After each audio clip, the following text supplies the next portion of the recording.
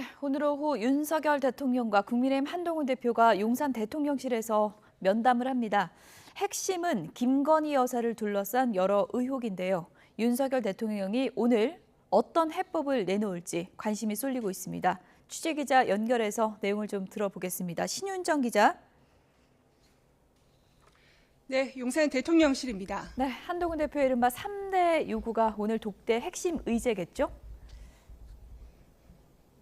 네, 그렇습니다. 한동훈 대표는 재보선 다음 날인 지난 17일 김 여사 대외 활동 중단과 대통령실의 인적 쇄신과 함께 김 여사 관련 의혹 진상규명 협조를 공개 제안했는데요. 오늘 면담에서 윤 대통령에게 이런 요구를 포함해 김 여사와 관련한 포괄적이고 총체적인 대책을 직접 요구하겠다는 뜻을 밝혔습니다. 이에 따라 오늘 면담은 한 대표가 주로 이야기하고 윤 대통령은 듣는 분위기가 될 전망입니다. 대통령실은 지금까지 한 대표의 요구사항과 관련해서 다른 입장을 보여왔는데요. 김 여사 대외 활동과 관련해서는 대통령이 챙기지 못하는 곳의 목소리를 듣는 역할도 있다며 약자와 소외계층을 돌보는 행보를 이어가겠다는 뜻을 밝힌 바 있습니다. 여사 라인 등으로 불리는 대통령실 인적 쇄신 요구와 관련해서도 대통령실에는 공적 업무 외에 비선으로 운영하는 조직은 없다고 반박했습니다. 마지막으로 김 여사 관련 의혹 진상 규명에 대해서는 한 대표가 대통령 가족 등을 감찰하는 특별 감찰관 임명을 건의할 거란 전망도 나오는데요. 윤 대통령은 지난 8월 말 열린 기자회견에서 국회에서 여야가 추천하면 임명할 거라는 입장을 거듭 밝힌 바 있습니다. 이처럼 세 가지 요구사항에 대해 입장차가 극명한 상황에서 관건은 윤 대통령이 오늘 한 대표의 요구를 얼마나 전향적으로 수용할지 여부에 달려있는 것으로 보입니다. 오늘은 독대가 아니고 이제 면담 형식으로 이루어지는데 면담이 끝나고 손에 잡히는 결과가 과연 나올지 이 부분이 관전 포인트인데 어떤 전망들이 나오고 있습니까? 핵심 참모들조차 윤 대통령이 오늘 면담에서 어떤 답변을 내놓을지는 섣불리 예측하지 못하고 있습니다. 대통령실 관계자들은 면담을 앞두고 공개 반응을 삼가면서 말을 아끼고 있지만 당장 눈에 보이는 성과를 도출하기는 쉽지 않을 거란 기류입니다. 대통령실 관계자는 오늘 결론이 구체적으로 안 나올 가능성도 크다며 향후 더 논의하기로 한다는 선에서 마무리될 수도 있다고 말했습니다. 이미 공언한 제2부속실 설치를 서둘러서 김 여사의 활동과 메시지를 조율하겠다거나 장수장관 교체 필요성이 꾸준히 제기되온 만큼 연말쯤 내각 인사를 단행하면서 인적 쇄신 요구를 일부 자연스럽게 수용할 가능성도 있습니다. 다만 최근 명태균 씨와 관련한 각종 의혹까지 불거지고 있는 만큼 김 여사가 사과에 나설지에 대해서는 대통령실도 여러 의견을 들으며 검토하고 있는 것으로 알려졌습니다. 김건희 여사 문제 외에 오늘 면담에서 또 어떤 얘기들이 나올까요? 네, 오늘 면담은 의제 제한 없이 이루어지는데요. 한 대표의 독대 요청 한 달 만에 어렵게 성사된 만큼 각종 민생 문제도 테이블에 오를 전망입니다. 한 대표는 먼저 의정 갈등 사태의 실마리를 찾기 위해 여야 의정 협의체가 정상화할 수 있도록 의대 증원 문제 등에 대한 유연한 태도 변화와 정부 책임자 교체 등에서 협조를 요구할 것으로 보입니다. 윤 대통령의 또 다른 4대 개혁의 핵심인 연금 개혁은 국회가 주도해 나가야 하는 만큼 국회 논의의 속도를 내자는 이야기도 나올 수 있습니다. 이와 함께 야당의 거센 공세에 맞서 단일 대우로 맞서자는 당정 화합의 메시지도 나올 수 있는데 이를 위해 수평정 당정관계 정립 등을 한 대표가 요청할 수도 있습니다. 오늘 면담에는 정진석 대통령 비서실장이 배석하는데 대화가 잘 이어질 경우 윤 대통령과 한 대표가 단둘이 대화를 할 기회도 있지 않겠냐는 관측도 나옵니다. 윤 대통령은 오늘 저녁 면담과는 별도로 만찬 일정이 잡혀 있는 것으로 알려졌는데요.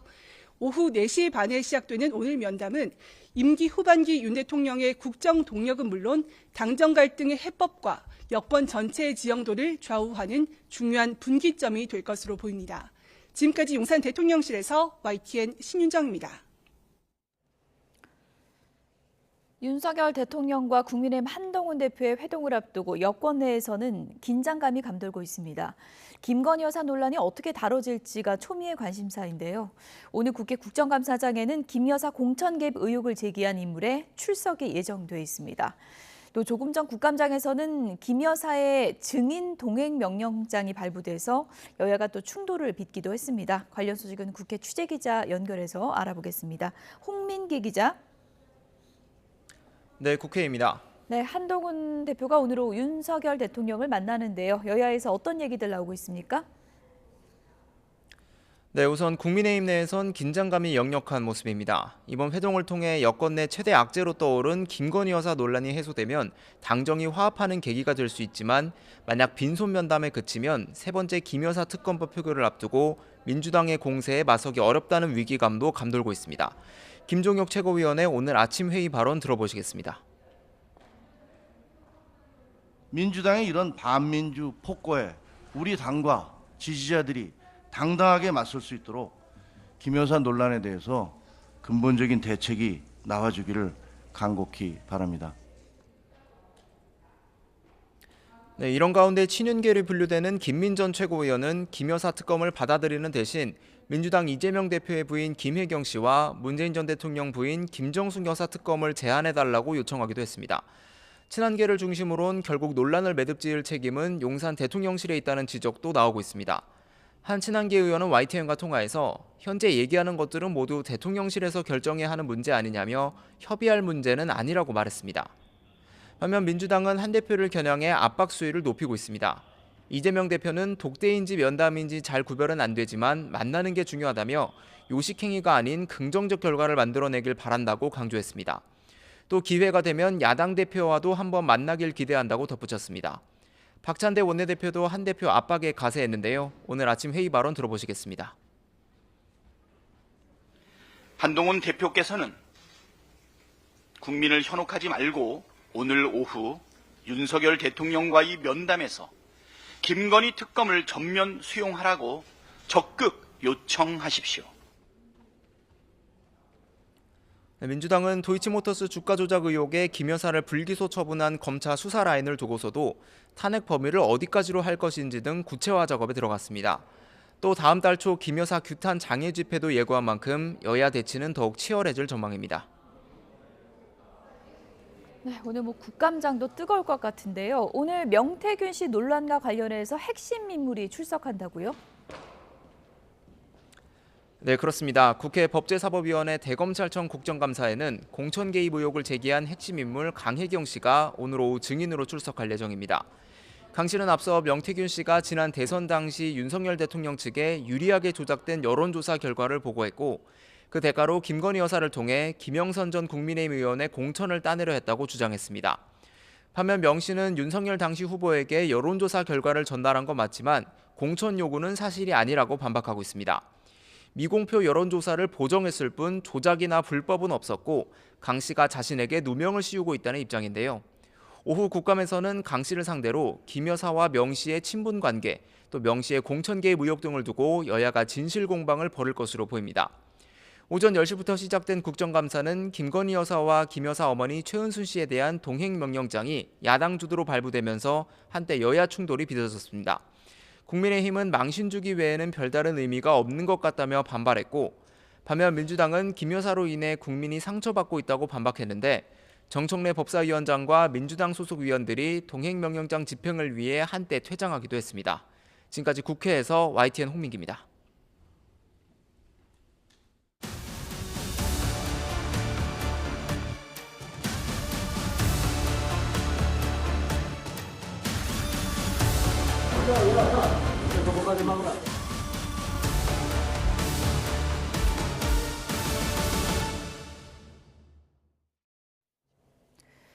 북한이 러시아에 병력을 보냈다는 증거들이 잇따라 나오고 있습니다. 이번엔 한글이 적힌 보급품 설문지가 나왔는데요. 서방은 아직 확인된 건 아니라면서도 곤혹스러움을 감추질 못하고 있습니다. 권영희 기자입니다. 러시아는 파병 북한 군인에게 보급품을 지급하기 위해 한글 설문지까지 준비했습니다. 우크라이나 문화부가 공개한 설문지에는 한글로 모자와 군복 치수를 묻는 내용이 적혀 있습니다. 앞서 북한군으로 보이는 군인들이 러시아군으로 추정되는 군인에게서 장비를 배급받는 동영상도 공개됐습니다. 북한의 러시아 파병을 뒷받침하는 증거들이 속속 공개되고 있습니다. 미국 등 서방은 북한군 파병을 공식적으로 확인하지 않았습니다. 대신 러시아의 곤경을 부각하고 있습니다. If that is the case, it's serious, obviously, but it also indicates that Putin is having trouble. 하지만 곤혹스럽기는 서방도 마찬가지입니다. 북한의 파병이 사실이라면 먼저 북대서양 조약기구 나토의 파병론이 커질 수 있습니다. 러시아군의 증강은 전쟁이 더 길어질 수 있다는 의미이기도 합니다. 그렇다면 서방은 더 오랫동안 우크라이나에 자원을 투입해야 합니다. Est connu depuis longtemps. Ce serait néanmoins extrêmement grave parce que ça ferait entrer le conflit dans une nouvelle étape, une étape escalatoire supplémentaire. 북한과 러시아, 중국, 이란이 우크라이나 전쟁을 계기로 협력을 강화한 것도 서방으로선 큰 부담입니다. 이들은 반미와 다극화를 외치며 우크라이나는 물론 중동과 한반도에서도 위기를 조장하고 있습니다. 북한의 러시아 파병 가능성은 우크라이나 전쟁보다 더 큰 고민을 국제사회에 던지고 있습니다. YTN 권영입니다. 러시아 함정이 북한 특수부대 병력을 이송하는 움직임을 우리나라가 운용하는 인공위성이 촬영한 것으로 전해졌습니다.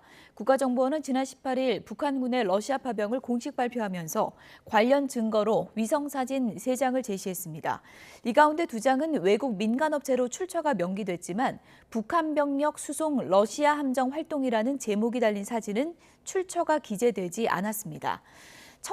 청진항에서 러시아 함정이 북한 병력을 이송하는 정황이 담긴 사진으로 우리나라가 운영하는 합성 개구 레이더 탑재 위성이 촬영을 한 것으로 보입니다. 젤렌스키 우크라이나 대통령이 북한의 파병에 대해서 국제사회의 강력한 대응을 촉구했습니다. 젤렌스키 대통령은 우크라이나의 나토 가입이 전쟁을 끝내는 길이라고 주장하고 있지만 회원국 간의 입장 차이가 워낙 커서 그 끝은 요원해 보입니다. 김지영 기자입니다. 화상연설에 나선 젤렌스키 우크라이나 대통령.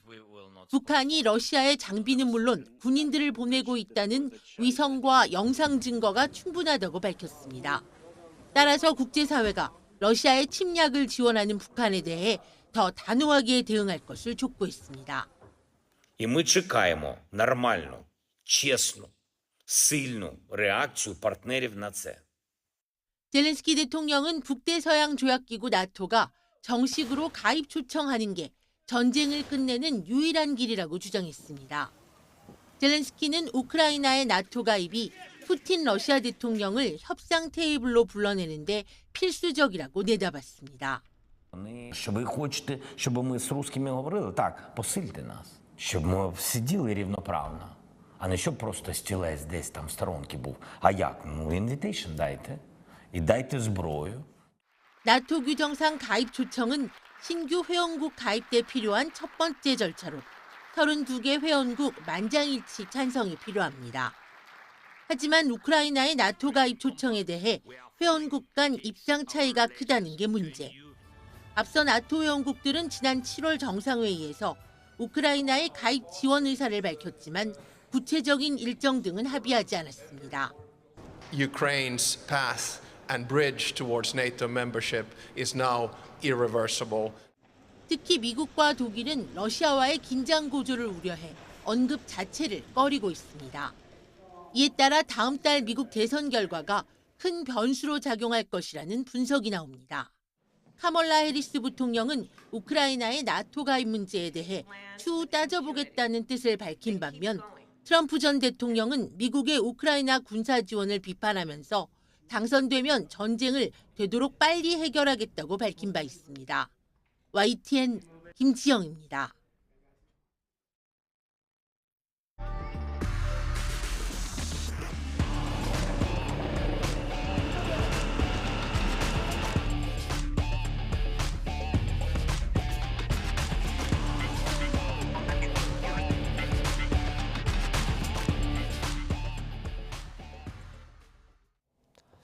어제 인천 왕길동에 있는 산업용기계 제조 공장에서 큰 불이 나 인근 공장까지 36곳이 탔습니다.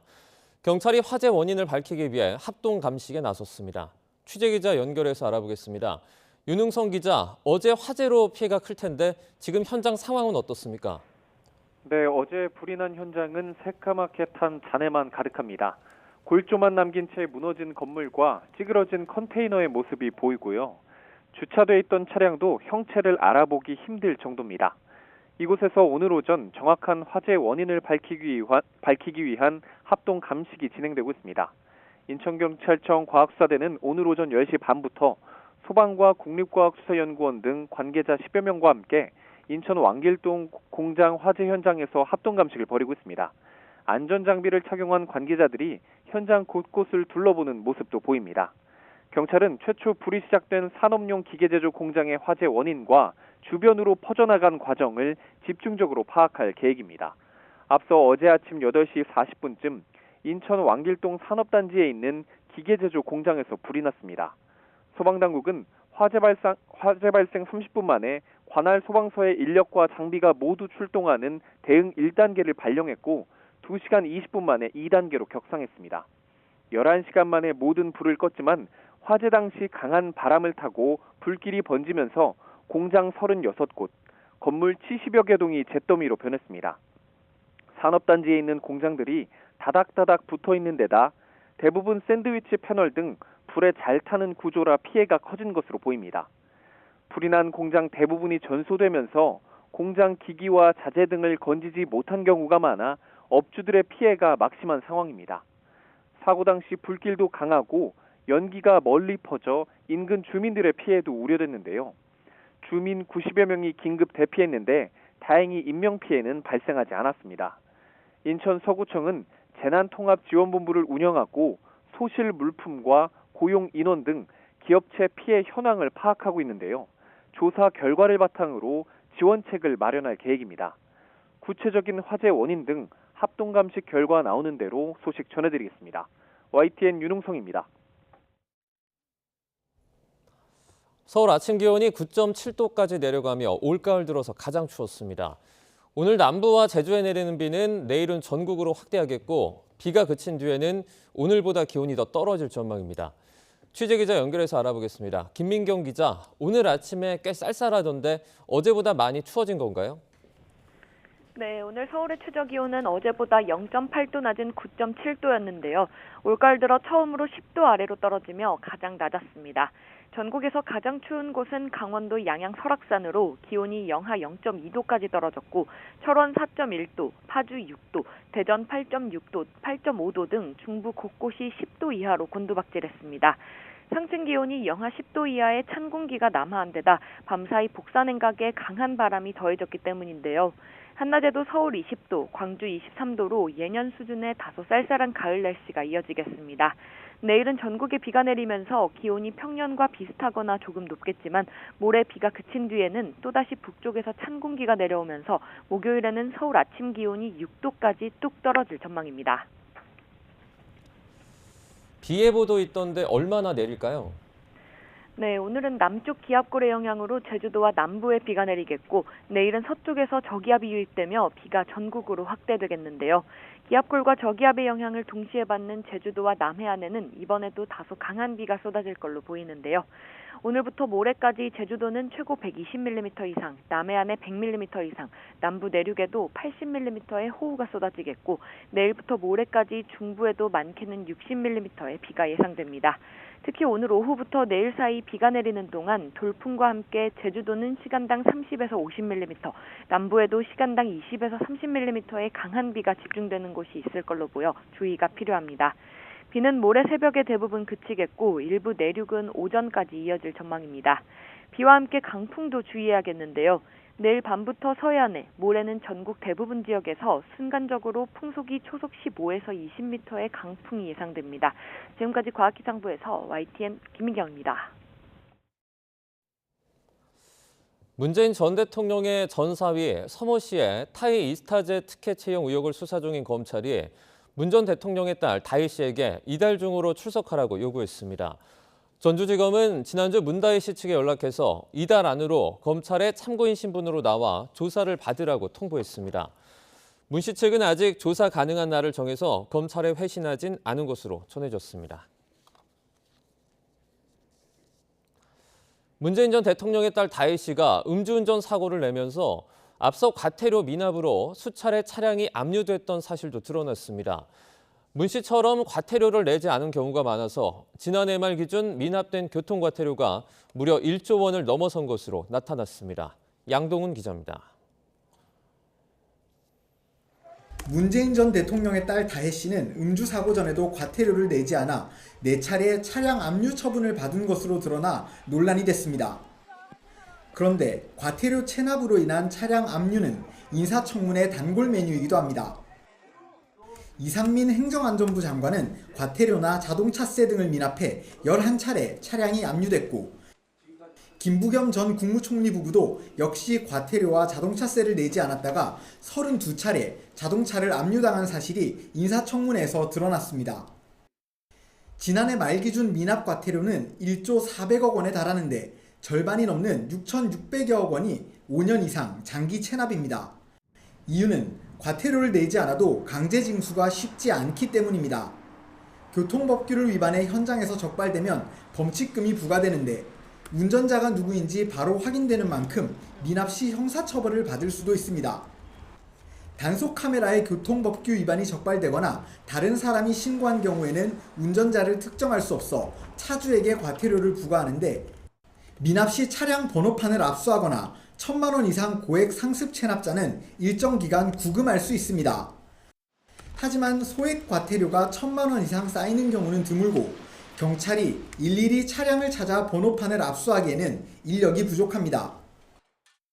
압류된 차량을 그대로 몰다가 출고 후 10에서 12년이 지나면 차량 초과 말소 제도를 이용해 폐차도 가능합니다. 차량을 팔거나 명의를 변경하려면 과태료를 내야 가능하지만 그렇지 않은 경우에는 과태료를 내지 않아도 제재가 쉽지 않다는 지적이 나옵니다. 경찰과 지자체가 도로관리청과 연계해서 고속도로나 유료도로 진입을 통제하는 방식으로 실질적인 불편함을 준다면 과태료 납부를 유도하는 효과가 있을 것으로도 보입니다. 사실상 과태료를 내는 사람만 손해를 본다는 지적까지도 나오는 만큼 세밀하면서도 강력한 대책 마련이 시급해 보입니다. YTN 양동훈입니다. 고려 아연 경영권 인수를 시도하는 영풍, MBK 파트너스 연합이 현 경영진의 자사주 매입을 저지하기 위해 2차로 낸 가처분 신청도 받아들여지지 않았습니다. 서울중앙지방법원은 오늘 주식회사 영풍이 고려아연 최윤범 회장 등 3명을 상대로 낸 공개매수 절차 중지 가처분 신청을 기각했습니다. 재판부는 고려아연 측이 자사주 공개 매수를 추진해 자본시장법이나 정관을 위반했다고 단정할 수 없다고 밝혔습니다. 고려아연은 의결권을 최대한 확보해 적대적 인수합병을 막겠다고 강조했습니다. 고려아연은 입장문을 내고 MBK 파트너스와 적자 재련기업 영풍이 결탁해서 고려아연을 경영하는 것을 막아내는 것이 고려아연을 위한 것이라는 게 이번 기각의 의미라고 밝혔습니다. 그러면서 영풍이 고려아연의 자사주 공개 매수에 불확실성을 높여서 주주들에게 불안감을 조성하기 위해 의도적으로 기획한 꼼수라는 사실을 반증했다고 말했습니다. 영풍과 MBK 파트너스는 자신들이 제기한 고려아연 자사주식, 자기주식 공개 매수 중단 가처분이 법원에서 기각된 데 대해서 아쉬움을 표했습니다. 영풍과 MBK는 오늘 입장문을 통해 이번 결정이 고려아연에 미칠 악영향과 향후 국내 자본시장에 얼마나 부정적인 영향을 미칠지 법원을 설득하지 못한 것으로 보인다며 이같이 밝혔습니다. 이어서 고려아연의 자사주 공개 매수가 최윤범 회장의 지위를 유지하기 위해 2조 7천억 원에 달하는 막대한 금액을 차입하는 등 회사 재무 구조가 훼손됐다는 본질에는 변함이 없다고 지적했습니다. 영풍 측이 고려아연을 상대로 낸 자사주 공개 매수 절차 중지 가처분 신청이 기각되면서 고려아연 주가가 급등하고 있습니다. 오늘 오전 법원 기각 결정이 나온 뒤 고려아연 주가는 87만 원대로 6%가 넘게 올랐습니다.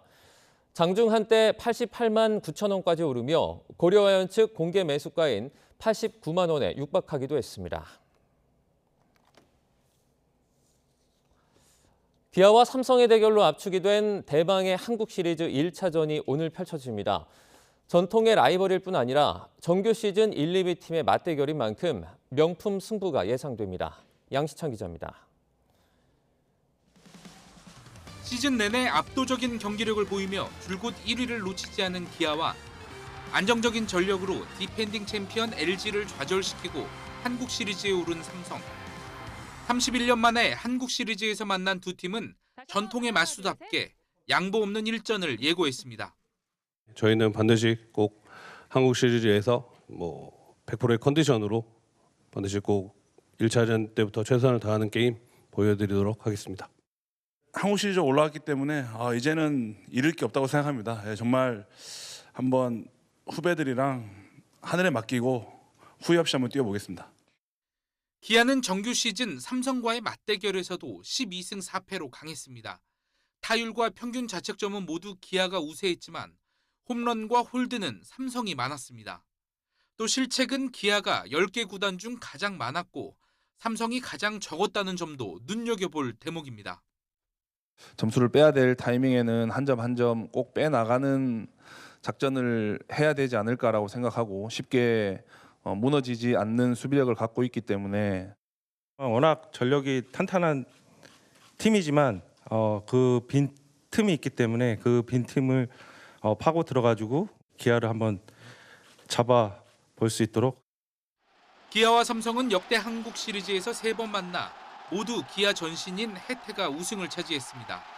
지금까지 한국 시리즈에서 한 번도 패하지 않고 11번 모두 우승을 차지한 기아의 우승 징크스가 이번에도 유지될지도 관전 포인트입니다. 1차전 선발로 기아는 평균 자책점 1위 내일을, 삼성은 다승 1위 원태인을 예고했습니다. YTN 양시창입니다.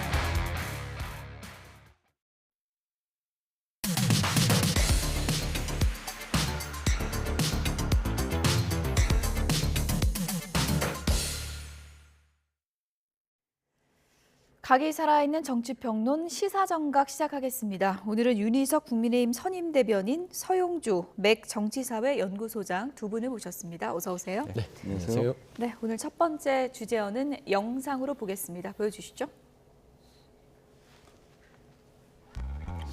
첫째, 김 여사 관련 대통령실 인적 쇄신 반드시 그리고 시급하게 필요합니다. 둘째, 김 여사가 대선 당시 약속한 대로 대화 활동 중단해야 합니다. 셋째, 의혹을 규명하기 위한 필요한 절차가 있다면 적극적으로 협조해야 합니다. 윤석열 대통령과 국민의힘 한동훈 대표가 정진석 대통령실 비서실장이 배석한 자리에서 만납니다. 발언의 강도를 공격적으로 높여가면서 김건희라는 요 키워드를 놓치지 않고 있거든요. 한동훈은 김건희가 죽어야 한동훈이 살고 국민의힘이 산다. 이건 김건희 여사를 약점 삼아서 인질로 삼아서 대통령을 압박하겠다는 것밖에 안 되는 것 아니냐. 본인의 무능을 면피하기 위한 수단으로 또 김건희 여사를 이용하고 있다고 생각합니다. 그건 김건희 여사 관련 일들로 모든 정치 이슈가 덮이는 것이 반복되면서 개혁 추진들이 국민의 호응을 얻지 못하고 있습니다. 반드시 해소해야 합니다. 이번 회동이 당정 관계의 분실형이 될 거란 게 여권 내 중론인데 동시에 빈손회동으로 끝날 경우 여권 공멸로 이어질 수 있다는 우려도 커지고 있습니다. 이거 결혼의 수순이 아니에요. 이혼의 수순이죠. 어떻게 이렇게 발언을 해? 이게 지금 마지막 기회입니다. 마지막 기회입니다. 독대인지 면담인지가. 마지막이라고 보세요? 예.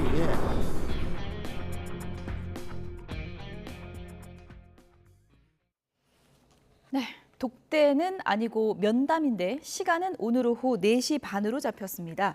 오후 4시 반이 보통 우리가 약속할 때 약속을 잘 잡지 않는 시간이긴 한데 네네. 4시도 아니고 4시 30분입니다. 4시 30분. 그 시간의 의미는 어떻게 보세요? 시간의 의미는 이게 본래 사람들이 이제 그 미팅을 할 때, 남녀간의 미팅을 할 때 4시 반에 해놓고 나서 예를 들어 마음에 들면 저녁까지 먹는 것이고 마음에 안 들면 저녁을 안 먹고 끝내는 것이죠. 아, 그렇군요. 저는 그 4시 반이 그런 4시 반을 염두에 두지 않았을까라고 생각을 하는데 시당초 독대에서 면담으로 바뀔 때부터 좀 기류가 대통령과 한동훈 대표, 집권여당 대표인 한동훈 대표와 좀 별로 그렇게 썩 유쾌한 만남은 아니구나 지금 현재라고 봤을 때는 일단 한동훈 대표의 태도를 보는 것 같아요.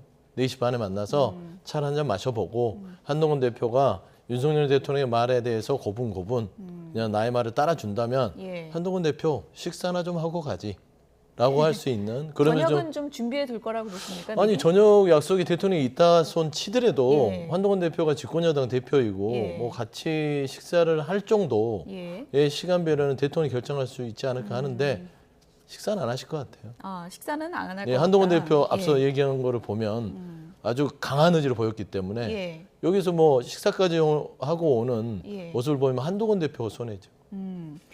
4시 반에 만나서 1시간만 얘기해도 보통 저녁 먹을 시간이 되는 거잖아요. 네. 저녁까지 먹는 것을 좀 열어둔 시간이라고 보십니까? 아니면 그냥 간단히 보고 헤어지기 위한 시간이라고 보십니까? 뭐 해석하기에 따라 다른데요. 예. 일단 대통령실에서 만찬 일정이 오늘 또 따로 있다고 해요. 아, 그렇습니까? 예, 다른 그런 걸로 일정이 있는 보면, 거예요? 예, 아, 오늘 그렇게 예. 저녁까지 같이 하실 만한 상황은 아닌 걸로 보이고 그렇군요. 다만 면담이라고 해도 시간이 좀 길어져서 그 만찬 일정이 좀 뒤로 갈 수 있는 상황이 있었으면 좋겠습니다. 그 만찬 시간은 공개가 안 됐습니까? 예, 그건 제가 알지 못합니다. 뒤에 만찬까지 있으면은 별로 이제 길어질 것 같지는 않은 그런 상황일 것 같긴 한데요. 어떻게 그러니까 보세요? 만찬 예. 일정이 있다고 하셔서 예. 저는 제가 기자라면 그 만찬을 누구를 만나는지를 취재할 것 같아요. 그러니까 저도 그러면 한동훈 궁금하네요. 그렇죠. 한동훈 예. 대표 이제 비교가 되는 거거든요. 집권여당 대표와 독대를 하겠다고 아주 오랫동안 그러니까 10월 16일 재보궐의회에 만나겠다고 했으면 만찬의 시간을 고려했을 거 아닙니까? 근데 면담으로 빼고 만찬이 있다. 그러면은 제가 앞서 얘기했듯이 4시 반에 만나서 좀 마음에 맞으면 저녁까지 합시다 정도는 비워놔야 될 텐데 만찬의 약속을 이미 잡으셨다면 그게 누굴까요?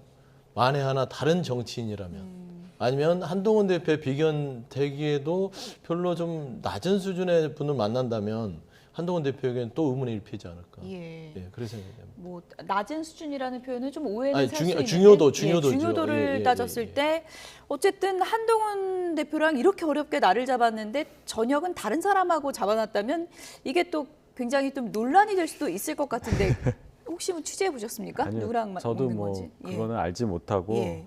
다만 이제 오늘 4시 반 그러면 지금 나온 얘기들 종합해 보면 한동훈 대표가 무슨 얘기를 할지는 용산에서 충분히 알 수 있는 상황이어서 1시간에서 1시간 반 정도면 아마 충분히 대화할 시간이다 이렇게 판단하셨다고 저는 봅니다. 예.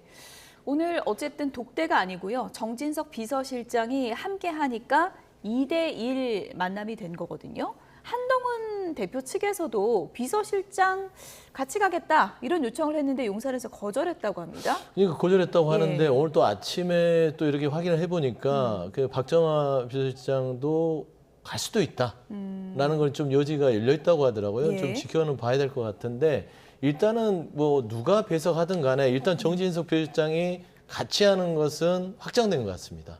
그러니까 3자에서 모이기 때문에 한동훈 대표와 대통령 간의 은밀한 독대 분위기는 아닐 것이다. 라는 측면에서는 이 면담 자체가 뭐 이거를 평가가 이미 끝났다고 좀 보는 게 맞을 것 같아요. 대통령은 더 이상 한동훈 대표에 대해서 뭐를 줄 생각은 없고 뭔가를 한동훈 대표에게 얘기할 생각이다. 그거를 잘 받아서 적어가서 여당 대표로서 하시오라는 수준이지 예. 저는 모르겠습니다. 그 3인이 하든 4인이 하든 이미 면담의 결과는 독대가 아니기 때문에 큰 중요성은 없다. 좀 그렇게 보입니다. 네, 어쨌든 배석 인원과 형식을 두고도 시작 전부터 여러 가지 얘기들이 있는데요. 김재원 최고위원은 오늘 아침 인터뷰에서 이렇게 얘기를 했습니다. 들어보시죠.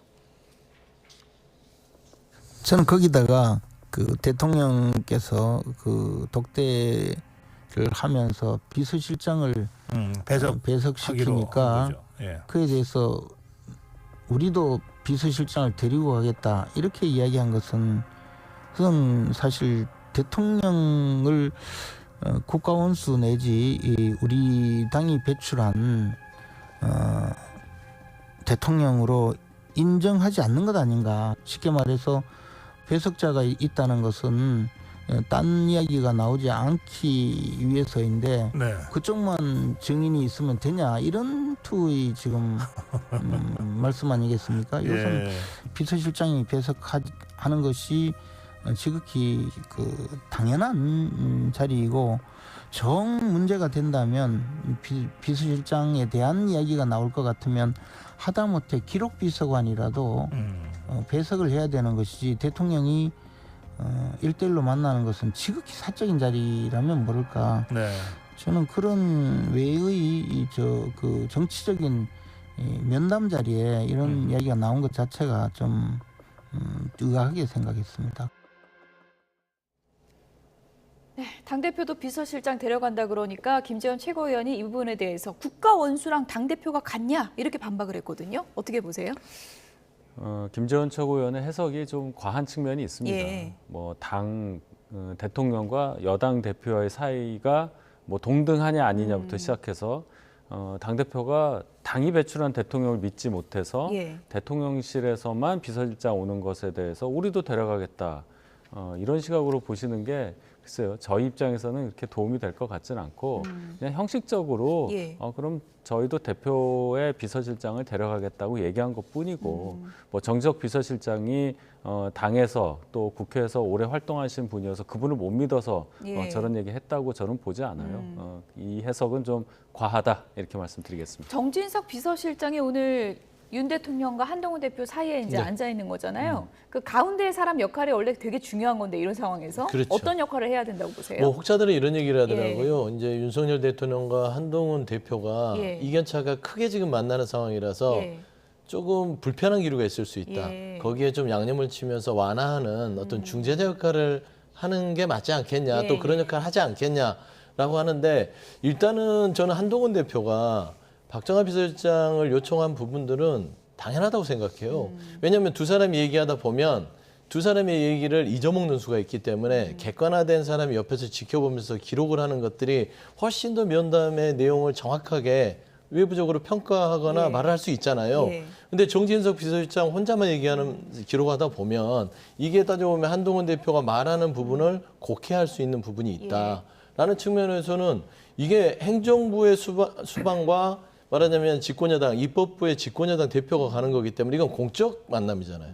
그러니까 행정부와 입법부는 다른 영역입니다. 물론 서열은 있겠으나 근데 그거를 가지고 뭐 지금 서열 따져서 대통령과 한동훈 대표가 어디서 감히 대통령 그 만나는 자리에 본인이 비서실장 데려온다고 하냐. 이거는 대통령을 무시한다고 하는 것들은 조금 지금 공적인 영역에서 업무를 보는 것이지 사적으로 뭐 놀러 가는 건 아니잖아요. 저는 그런 부분에 있어서는 김재원 최고가 조금 과도한 해석을 하신 것 같고 저는 일단은 두 분이 만나서 어떤 얘기를 할지는 모르나 얼굴이 환하게는 또 보이지는 않을 것 같아요. 그래서 보니까 용산에서는 사진 한 장 공개하는 그 외에는 취재 이런 부분들은 다 제한한 걸로 제가 알고 있습니다. 뭐 시간의 정치라고도 할 수 있을 것 같은데 오늘 대화의 흐름이나 용산에서 나오는 답변 내용이 한동훈 대표 듣기에 만족스럽지 않을 경우 한동훈 대표가 자리를 먼저 좀 일어날 가능성도 좀 있다고 전혀 보세요? 없을 겁니다. 전혀 없을까요? 왜냐하면 한동훈 네. 대표가 그렇게까지 해서 본인의 이미지를 추락시킬 필요가 없죠.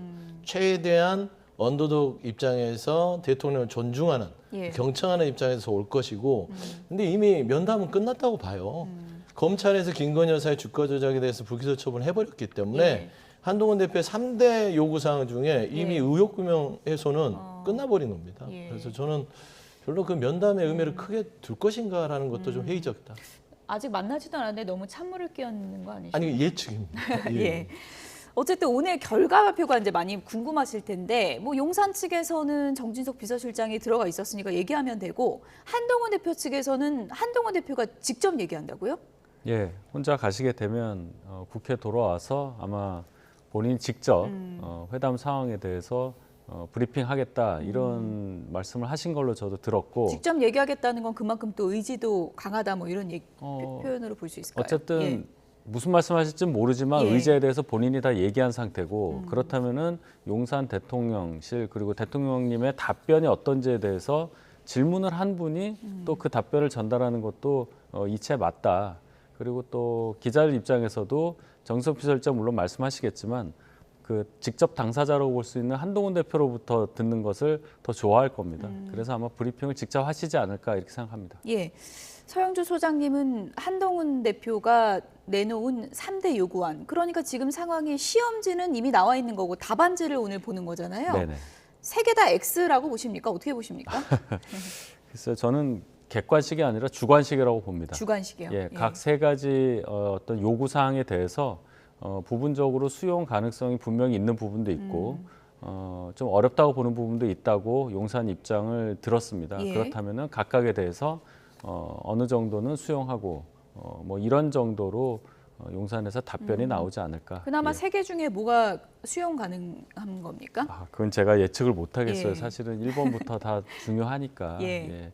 이걸 버무려서 또 다른 방식의 답을 쓸 수도 있는 것이기 때문에 예. 그건 좀 발표를 지켜봐야 되겠습니다. 예를 들어서 뭐 제2부속실 신속한 설치 뭐 이런 답안이 나온다면 한동훈 대표가 만족할 만한 내용이라고 볼 수 있는 건가요? 그러니까 용산의 답은 나와 있죠. 그러니까 예. 윤석 대변인님 말씀한 대로 그 김건희 여사의 활동 중단, 예. 즉각적 조치를 한동훈 대표가 요구했잖아요. 굉장히 좀 파격적인 거거든요. 그러니까 대선 후보 시절에 국민한테 약속했던 허위 경력 논란 가운데서 김건희 여사가 국민들한테 대통령이 된다면 본인은 아내 역할만 하겠다. 예. 그러니까 아내 역할이라는 공적 어떤 활동들을 안 하겠다는 얘기였거든요. 그렇게 돌아가라고 얘기한 거예요. 근데 대통령이 그걸 받을 리는 없잖아요. 근데 이미 이제 대통령실에서 지금 이미 국민들한테 할 듯 말 듯 하면서 놔뒀던 게 사과. 그다음에 2부속실, 예. 그다음에 특별감찰관. 예. 이건 이미 그냥 있던 겁니다. 그래서 이 답안지를 한동훈 대표가 바라고 간 건 아니기 때문에 이것만 달랑 들고 온다면 한동훈 대표 면이 많이 상하지 않을까.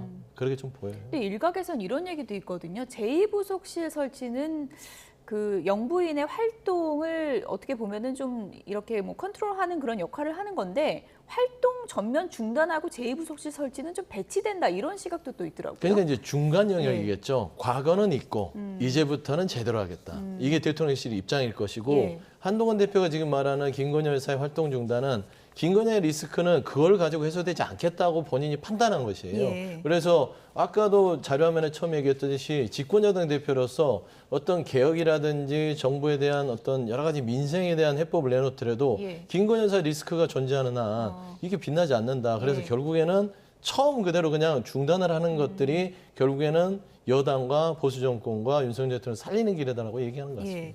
언론 보도 보니까 한동훈 대표가 어제 뭐 측근들하고 전화 통화도 많이 하고 뭐 비밀 회의 같은 것도 좀 했다라고 하던데 뭐 다 공개하긴 힘드시겠지만 친한계에서 한 대표에게 어떤 부분을 좀 요구했을까요? 그 세 가지 요구사항 미리 말씀하신 것에 대해서 아마 충분히 잘 전달하라는 얘기를 많이 했을 겁니다. 그 중에서도 그 순서가 있지 않습니까? 1번, 2번, 3번 예. 이거 세 가지 중에 아마도 여사 공개 활동 부분도 있겠지만은 그 인사 쇄신 예. 그 부분에 많이 방점을 두고 얘기하신 분들이 좀 있었을 거라 이런 예측이 많고요. 결국은 뭐 가셔서 말씀 잘 하시라 뭐 이런 정도 얘기 아니었을까 봅니다. 예. 어쨌든 어제 뭐 작전 회의도 좀 했다고 하는데 오늘 네. 한동훈 대표가 어떤 작전을 갖고 4시 반에 대통령실로 들어갈지 이 부분을 좀 지켜봐야 될 것 같고요. 오늘 면담 결과 관련해서 정치권에서는 이런저런 얘기들이 나오고 있습니다. 한번 들어보시죠. 또 독대 호소하다 끝날 것 같은데요. 정진석 실장 뭐 배석 물려달라 그러고 이런 거 하지 않을까. 제가 대선 때 왜 그렇게 이분 말 듣게 하려고 제가 막 무슨 막 나 때려친다 그러고 뭐 내일부터 연락 끊어라 그러고 그때는 왜 이렇게 사람들이 저한테 별나냐 그랬겠지만 진짜 대통령이 별난 분이기 때문에 어지간해서 말 안 들어요. 그건 아니죠. 윤석열 대통령이 제일 뼈아파할 방식으로 하면 되는 거지. 거기 가서 독대해가지고 이렇게 뭐 할 거는 아니다. 그래서 제가 계속 얘기하는 게 한동훈 대표가 당선되자마자 우리 지지하는 의원들과 함께 표결에 들어가겠다. 의원님들이 개인적으로 선택해달라. 근데 왜 예를 들어서 이미 그때 표결을 걸겠다 했으면은 의원들이 머리 터지고 야, 용산도 야 이거 의원들 표결하면 어떻게 될지 모르는데 이렇게 하면은 그때 좀 더 지렛대가 생겼겠죠. 근데 지금은 뭐 그냥 독대 매니아 같이 돼버려가지고. 제가 보기에는 지금 저 노벨의 애처가상이 있다면은 대통령께서는 그 노벨 애처가상을 노리시는 것 같은데. 예. 그 자꾸 저는 저 공민왕 노국공주 이런 게 생각이 나요. 홍구. 제가 만약에 비서실장이라면 이렇게 하셔야 됩니다. 뭐냐 정말 대국민 사과하겠다. 모든 거 다 오픈하겠다. 거기다가 또 뭐 명태균 씨가 뭐 한마디 하고 뭐 강혜영 씨가 한마디 하면 무슨 의혹이 생기잖아요. 그러면 냅다 이것도 수사해라 해가지고 공정한 그리고 할 만한 거에 대해서 뭐 특검법이 된다면 난 협조하겠다. 뭐 그 정도까지는 가야 되지 않나 생각합니다. 네, 먼저 이준석 의원 얘기. 그러니까 한동훈 대표 전략이 잘못됐다. 독대만 얘기할 게 아니라 어떻게 보면은 김건희 특검과 관련해서 표결 들어가겠다 이렇게 걸어버렸으면 훨씬 더 윤석열 대통령과 협상해서 본인이 좀 힘을 갖지 않았을까 이런 얘기거든요. 그건 어떻게 너무 보세요? 쉬운 얘기죠. 쉬운 얘기입니까? 예, 정치나 이런 부분에 있어서 평론하는 입장에서는 그렇게 얘기할 수 있어요. 시원하게 지금 8표 있으니까 만에 안 되면은 그냥 표결해서 다음에는 없습니다 하면 너무 쉽잖아요. 근데 그렇게 되면은 한동훈 대표의 이미지상 대통령을 표 갖고 협박하는 여당 대표가 됩니다. 그러면 장기적으로 봐서는 그게 해결이 된다 손 치더라도 본연에도 데미지가 있어요. 그렇기 때문에 최대한 언더독의 어떤 전략을 가지고 계속해서 대통령한테 읍소하고 뭔가 애걸하고 뭔가 좀 이렇게 메시지를 통해서 압박하고 이런 모양새를 갖추려고 하는 게 아니었을까 생각이 되고요. 저는 한동훈 대표가 당내에서 8표, 10표로 움직일 만한 그런 능력이 있다고는 생각하지 않습니다. 아직까지는. 왜냐하면 대통령의 권한이 있고요. 그리고 자연스럽게 가야지 이 부분에 대해서 아무리 독대가 면담이 무산된다 하더라도 다녀와서 기분 나쁘다고 자 이제는 특검은 우리가 받습니다. 그래 못하죠. 결국에는 그냥 가만히 자연스럽게 두고 겉으로는 우리 당론은 민주당의 특검은 반대입니다. 하지만 의원들의 판단에 맡기고 국민 눈높이에 맞는 것들이 필요합니다 정도 던져놓으면 알아서 움직이는 거예요. 이번에도 비슷했잖아요. 당론으로 반대했습니다 했는데 4표 이탈표가 있었습니다. 나머지 4표 이탈표는 가만히 둬도 생길 수 있는 거예요. 그렇기 때문에 굳이 그런 이미지를 상해가면서 대통령 압박할 필요가 뭐가 있을까 좀 생각이 듭니다. 소장님, 만약에 이건 가정하는 시나리오입니다. 오늘 예를 들어서 별소득도 없고 내일 언론의 제목이 빈손회동으로 주로 나온다면 다음 표결은 친한계에서 일부에서는 장담할 수 없다 이런 얘기도 있는데 어떻게 전망하세요? 그게 기류 같아요. 그러니까 한동훈 대표는 말하자면은 국합을 하는 것이죠. 그리고 그 다음에 이제 그 옆에 있는 분들이 이제 배드캅 역할을 하는 겁니다. 그런 분위기를 조성해서 만에 하나 용산에서 이번에 어떤 면담 과정에서 그나마 국민이 납득할 만한 뭐라도 주지 않으면 어떻게 될지 모른다라고 으름장을 놓잖아요. 저는 이게 지금 당 내에서 움직이는 수면 아래에 있는 부분들이고 한동훈 대표는 돌아와서 똑같은 얘기할 거예요. 장담컨대 국민의 눈높이에 맞는 여러 가지 얘기들을 또 하면서 일단은 국감 역할을 언제까지 할지는 좀 지켜봐야 될 것 같습니다. 조홍천 전 의원 같은 경우에는 노벨 애처가상 받을 것 같다 이렇게까지 비판을 하기도 했는데 용산에서 독소조항 뺀 특검 정도는 받아줘야 된다. 그 정도는 줘야 된다라고 이제 주장을 하고 있거든요. 그럴 가능성은 어느 정도라고 보십니까? 일단 그 얘기는 오늘 면담 결과가 나온 이후에 논의할 얘기입니다. 오늘 면담 결과가 별로 그렇게 좋지 않다면 바로 특검 전국으로 갈 가능성이 큽니다. 그런데 지금 민주당에서 3번째로 발의한 특검 법안은 저희가 도저히 받을 수가 없어요. 거기 명태균 씨 저희 당 공천 개입 의혹까지 들어가 있기 때문에 그게 만약 통과될 경우에는 당 입장에서는 그 당까지 압수수색 당할 수 있는 여지도 있기 때문에 당도 그건 받을 수가 없습니다. 그러면 거기서 독소조항을 뺀 것만 받아라. 그거는 너무 나간 얘기죠. 지금 자꾸 대통령을 향해서 한 대표가 압박을 한다 이런 용어를 쓰시는데 어떻게 여당 대표가 대통령을 압박을 하겠습니까? 다 정부 여당이 잘 되자고 얘기를 한번 더 진솔하게 해보자 하는 차원에서 오늘 면담이 있는 건데 그런 차원으로 본다면 이것을 압박으로 보기보다는 더 터놓고 얘기하는 과정에서 생산적인 결과를 얻자는 그런 과정으로 보셨으면 하고요. 결과적으로 오늘 회동 결과에 따라서 모든 것이 바뀔 경우가 많기 때문에 섣부른 예단 그것은 아직은 시기상조다 이렇게 봅니다. 말하기는 좀 조심스러운 시점이긴 하지만 예를 들어 윤석열 대통령이 독대나 면담을 일종의 좀 거부하는 모양새를 취하다가 일단 날짜를 잡은 거잖아요. 날짜를 잡았을 때는 뭔가 줄 게 있는 거 아니냐 이런 시각도 있을 수 있거든요. 그건 어떻게 보세요? 저도 그렇게 생각합니다. 이것이 한동훈 대표가 계속 뭔가 면담 요청을 한가운데 수락한 게 아니라 중간에 먼저 홍철호 정무수석이 독대를 하자 이렇게 얘기를 한 것이 성사된 거기 때문에 그 얘기는 용산에서도 뭔가 답변을 줄 것을 결정한 부분이 있기 때문에 했다고 저는 보고 그런 차원에서 보면 오늘 적어도 빈손 회동이라는 내일자 조간신문 헤드라인은 없을 걸로 저는 기대를 합니다. 뭔가는 있다. 네. 뭔가는 있어요. 그러니까 예측컨대 아니 없을 거라면서요. 아니 말씀드렸잖아요. 사과 예. 얘기했던데 직접 사과는 아니고 예. 대통령이 사과할 것이고 예.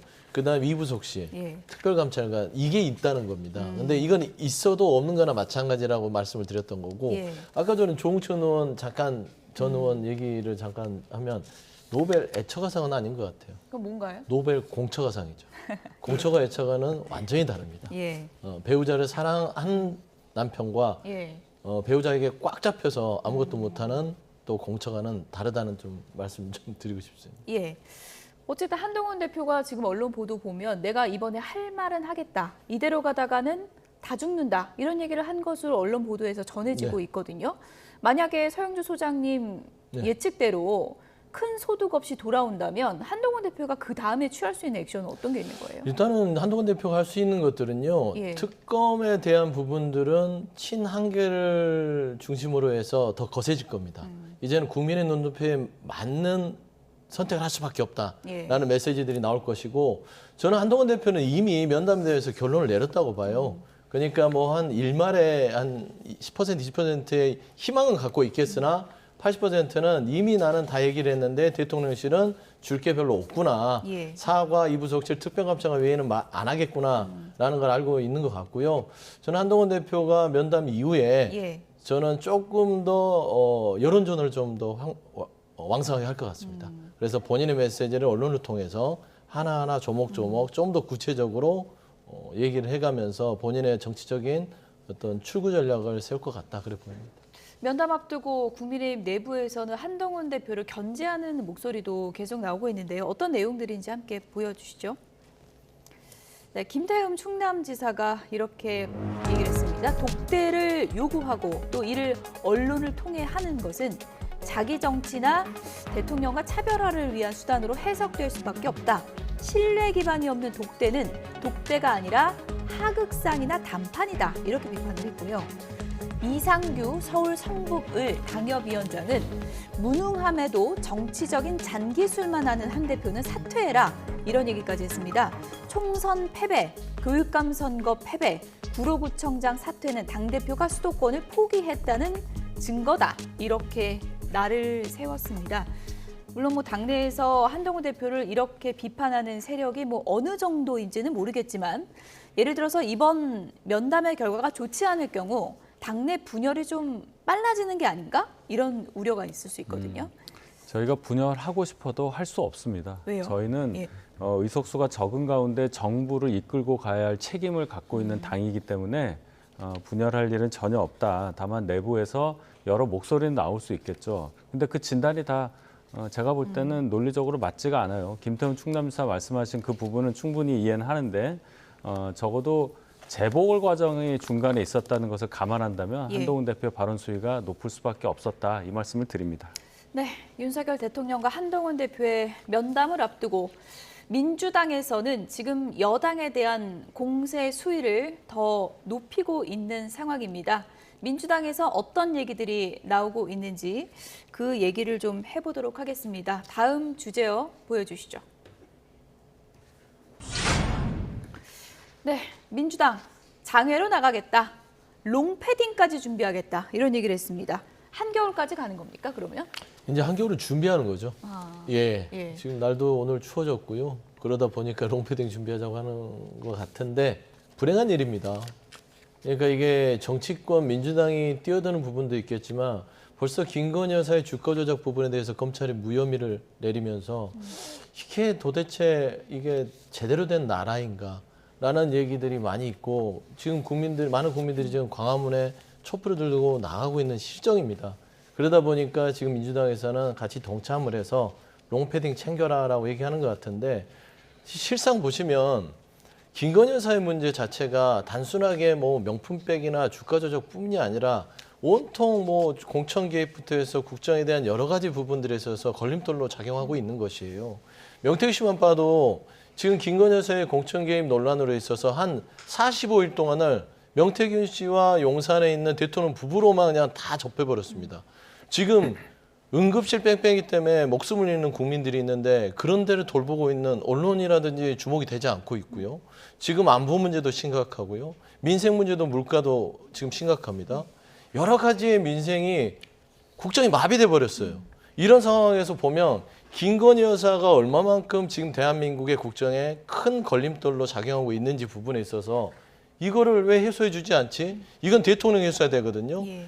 이제는 대통령이 어떤 법치주의에 근거해서 본인의 배우자를 제대로 처리를 해주지 않으니까 정말 국민들이 이 추위에 롱패딩을 입고 나가는 지금 상황입니다. 그래서 그런 차원에서 민주당이 뭐 강력한 야당으로서의 투쟁의식을 보여주겠다라는 결의를 다졌다. 저는 그렇게 보시는 게 맞을 것 같습니다. 네, 이렇게 겨울 투쟁을 예고한 민주당의 목소리 그리고 국민의힘 목소리 같이 좀 들어보겠습니다.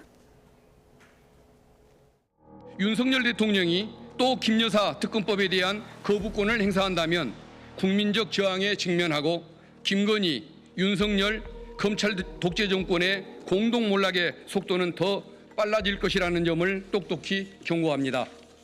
민주당은 롱패딩을 준비할 것입니다. 11월 2일 토요일 김건희 규탄 범국민대회를 시작으로 김건희 정권에 대한 성남 민심을 확인시켜 드리겠습니다.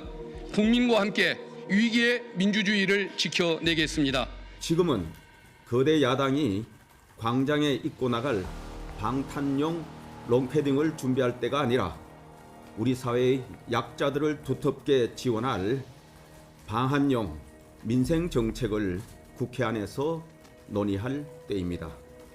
이 대표 방탄을 위해 쏟아붓는 정치 공세의 10분의 1만큼이라도 민생을 위해 고민하시기 바랍니다.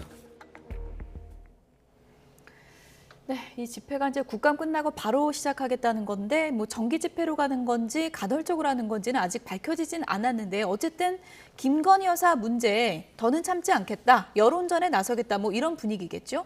여론전에 나선다는 것이 장외 집회로 직접 연결된다고 저는 보지 않습니다. 민주당이 뭐 소수고 예. 의석수가 적다면야 과거에 예에서 보듯이 이해를 할 수가 있겠지만 국회에서 지금 171석을 갖고 있는 당이에요. 그런 당이 국회 안에서 해결을 못하고 밖으로 나온다는 것은 그 자체로 무능하다는 것을 입증을 하는 겁니다. 제도권 안에서 해결을 못해서 밖으로 나온다는 의미는 제도권에서 할 수 있는 힘이 없을 때나 가능한 얘기인데 이걸 과거처럼 밖으로 나와서 해결한다는 뭐라고 할까요? 그냥 자동적으로 나올 수 있는 별로 고민을 안 하고 정치 투쟁한다 이렇게 생각이 들고 정 밖에 나가서 하실 거면은 밖에 나가서 뭔가를 이루겠다고 결심을 하셨다면 국회의원 배지를 떼고 하시는 게 저는 맞다고 봅니다. 이럴 거면 총선을 왜 합니까? 선거를 왜 하고? 따라서 제도권 안에서 충분히 논의할 수 있는 기회를 갖고 있고 그만한 힘을 갖고 있는 민주당이 장외에 나와서 투쟁하는 것만큼은 국민들께서 그렇게 용납하시지 않을 것이라고 저는 기대합니다. 어쨌든 뭐 김건희 여사 불기소 결정 이후에 민주당이 이제 공세 수위를 높이고 있고요. 오늘 국감에서는 김 여사 모녀 동행 명령장을 발부하면서 여야가 또 공세를 펼치기도 했습니다. 이 같은 민주당의 움직임에 대해서 국민의힘 김용태 의원은 이렇게 분석을 했습니다. 들어보시죠. 지금 민주당은 시간이 없습니다. 그러니까 이재명 대표의 재판이 이제 11월에 곧 나올 것이고 유죄 가능성이 민주당 내에서도 아마 높게 보시는 것 같아요. 그러다 보니까 최근에 그 여사와 관련돼서도 뭐 다음 달부터 장외 집회를 하겠다라고 말씀하시는 것을 보면 그건 사실상 여사 때문에 모이는 것이 아니라 법원 판결에 불복하려고 하는 것 아닌가, 그런 빌드업 아닌가 생각이 들고요. 각종 특검법을 민주당 힘을 밀어붙였던 것 그 배경에는 최종적으로 11월에 있을 이재명 대표의 재판을 어떻게든 거기와 연결돼서 민주당이 총 공세를 펼쳤던 걸로 이해하고 있습니다. 네, 롱패딩 준비하고 밖으로 나가겠다는 이 시점이 공교롭게도 이재명 대표 1심 선고가 나오는 그 시기 아니냐, 네. 시점상 민주당의 전략이 그런 거다라고 김용태 의원이 지적을 하네요. 그러니까 그 전략이 그런 거를 만드는 게 국민의힘 아닌가요? 김건희 여사에 대해서 어떤 여러 가지의 의혹들과 그다음에 김건희 여사를 보호하는 윤석열 대통령을 공격을 하면 그냥 이재명 대표를 끄집고 나와요. 자동 반사입니다. 이재명 대표의 사법리스크, 이재명 대표의 방탄용. 그냥 입에 그냥 습관처럼 얘기를 하는 거예요.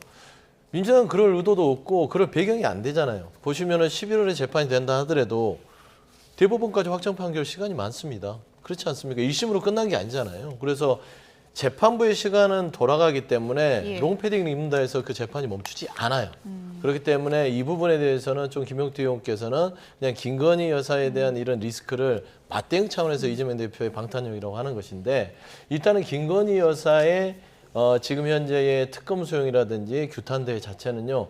일단 이 산을 빨리 넘어야만 그 다음으로 그 민생이나 국정 운영에 갈 수 있겠다라는 그런 좀 여러 가지의 그 민주당 내의 전략적인 판단이 있는 것이에요. 거기에 이재명 대표 방탄 될런가 모르겠습니다. 이거는 별개의 문제로 봐야 되지 않냐. 뭐 이재명 대표는 재판부의 시간을 기다리는 입장이고 김건희 여사는 아예 그 재판부 앞에도 가지 못한 상황이기 때문에 과연 국민들이 봤을 때 이재명 대표의 사법부의 판단에 예. 빨리 유죄를 선고해달라고 하는 여론이 높을지 김건희 여사는 왜 무혐의를 주는 거야 라는 여론이 높을지는 결국에는 그 차이기 때문에 김용태 의원께서는 조금 그냥 과도한 해석이다. 좀 예. 그렇게 보고 싶습니다. 김건희 여사 논란 관련해서 민주당이 장애 집회 카드까지 꺼내든 시점입니다. 다시 돌아가서 오늘 윤석열 대통령과 한동훈 대표의 면담에서 이 사항에 대한 이런 상황에 대한 어떤 해법이 나올지 좀 기다려 보도록 하겠습니다. 지금까지 윤희석 국민의힘 선임 대변인, 서용주 맥 정치사회 연구소장 두 분이었습니다. 고맙습니다.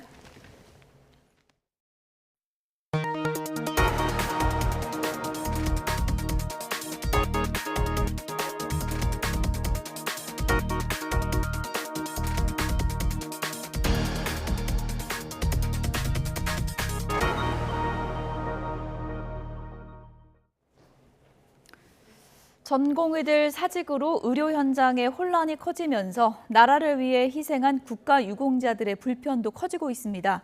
서울중앙보훈병원도 의정 갈등의 직격탄을 맞았는데요.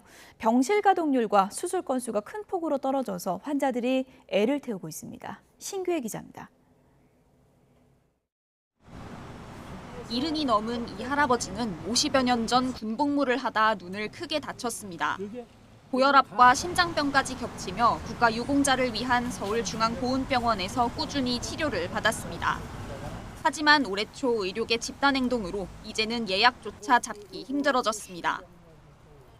그런데 전공의 파업을 하면서 이게 5개월, 심지어는 6개월까지도 늘어나고 전공의 파업이라고 딱 잘라서 얘기하진 않아. 그런데 좌우지간 늘어지니까 전공의 사직 사태는 1,300병상이 넘는 서울중앙보훈병원에도 직격탄을 날렸습니다. 이곳 중앙보훈병원의 전공의 정원은 110명입니다. 전국 모든 보훈병원 전공의 정원의 절반 이상을 차지할 정도로 가장 규모가 큰데요. 하지만 올해 7월 기준 남아있는 전공의는 9명 뿐입니다. 지난해까지만 해도 평균 70%가 넘었던 병실 가동률은 50%대로 뚝 떨어졌습니다.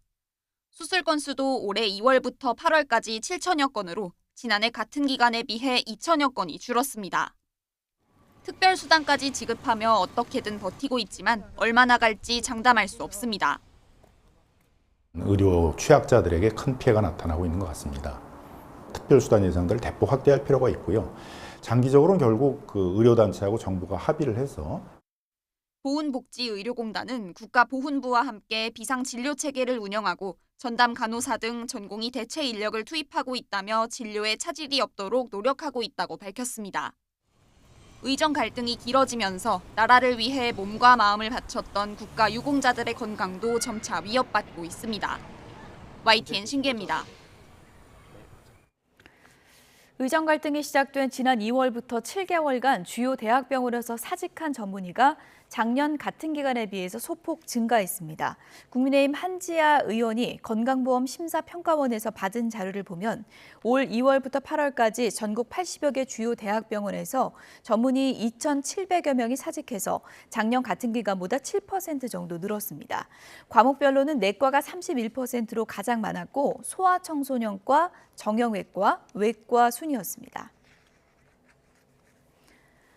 전국 의과대학 교수 비대위는 교육부 앞에서 기자회견을 열고 정부가 불법적인 의대 증원을 진행하며 반헌법적으로 대학 교육 자율성을 훼손하고 있다고 규탄했습니다. 최창민 비대위원장은 정부를 향해 한국의학교육평가원을 무력화하려는 시행령 개정안을 당장 철회하고 의대 학생들의 정당한 휴학도 승인하라고 요구했습니다. 오늘 새벽 베트남 다낭에서 인천으로 향할 예정이던 대한항공 여객기 운항이 돌연 취소됐습니다. 승객 180여 명이 현지에 발이 묶여 불편을 겪었습니다. 황보혜경 기자입니다. 굳게 닫힌 다낭공항 탑승구 앞에 당황한 승객들이 몰려 있습니다. 오늘 새벽 인천으로 돌아올 예정이던 대한항공 여객기의 갑작스런 결항 소식 때문입니다. 이로 인해 월요일 출근이 무산되는 등 승객 180여 명이 엄청난 불편을 겪게 됐습니다. 출근 예정돼 있었는데 갑자기 예상치 못한 사고가 나서 지금 다낭에 발이 묶여 있어가지고. 결항 이유는 조류 충돌로 인한 기체 결함. 대한항공은 후속 정기편으로 승객들을 실어 나를 계획입니다. 1차로를 달리던 버스가 갑자기 차선을 넘고 옆 차로의 승용차를 추돌하더니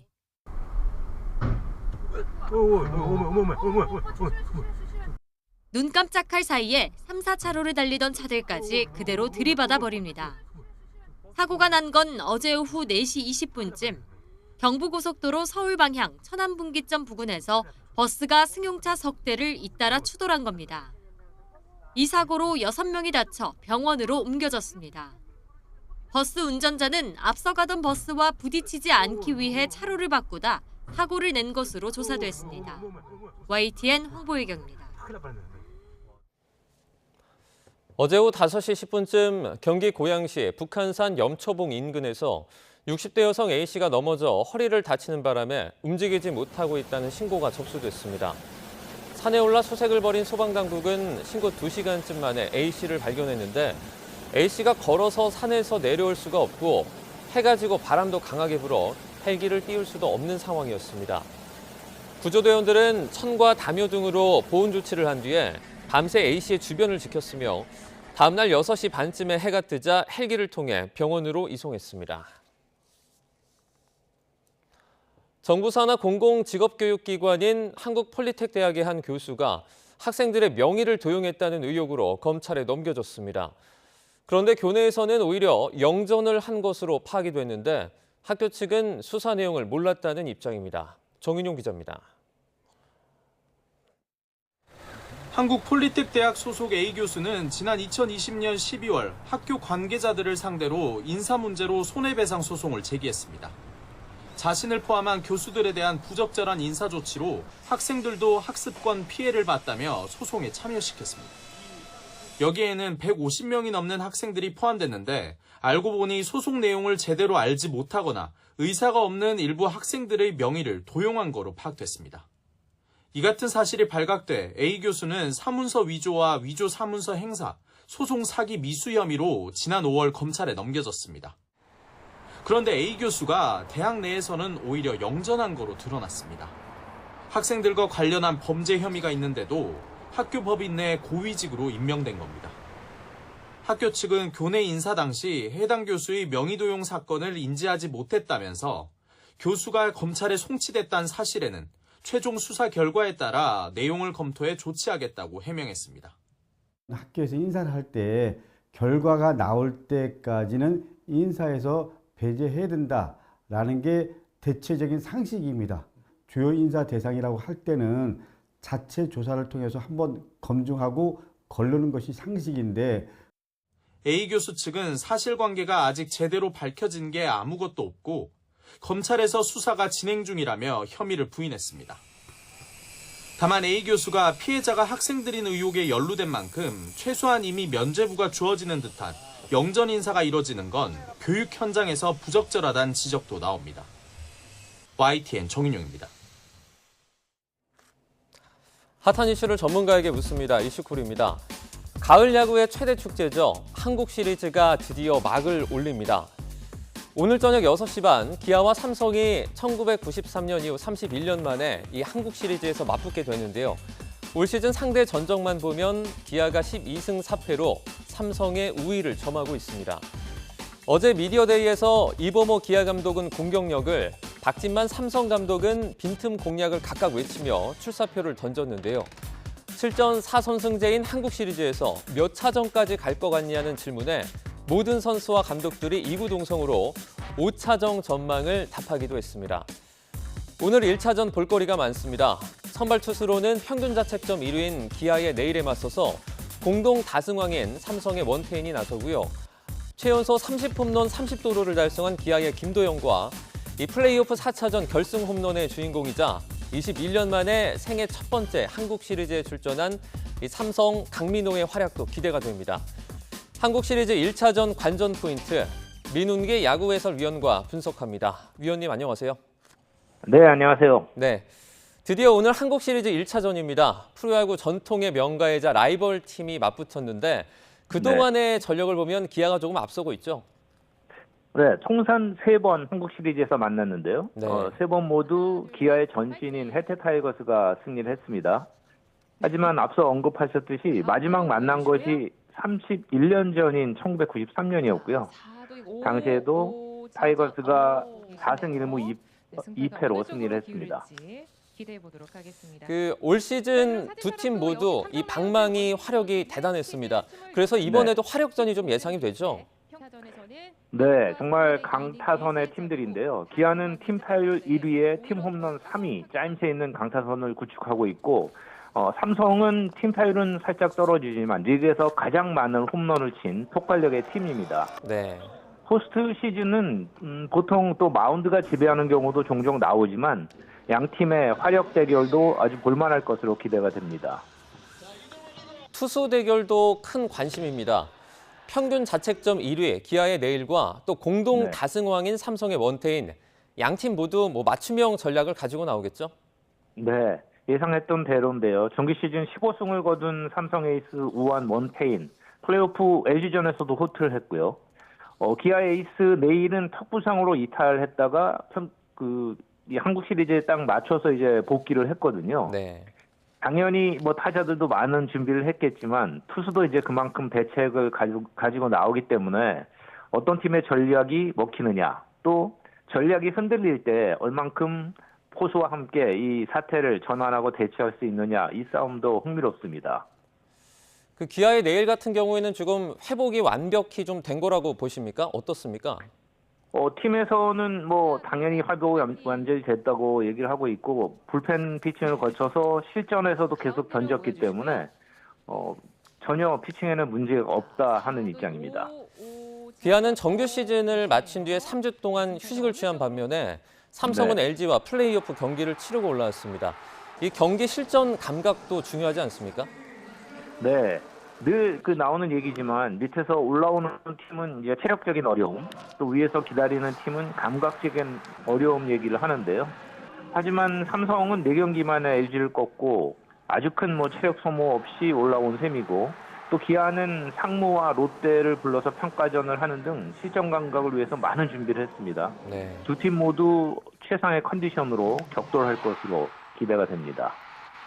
사실 가을 야구에는 이른바 이 미친 선수가 나와야 한다는 말이 있는데 각 팀의 키플레이를 좀 뽑아주신다면 누가 있을까요?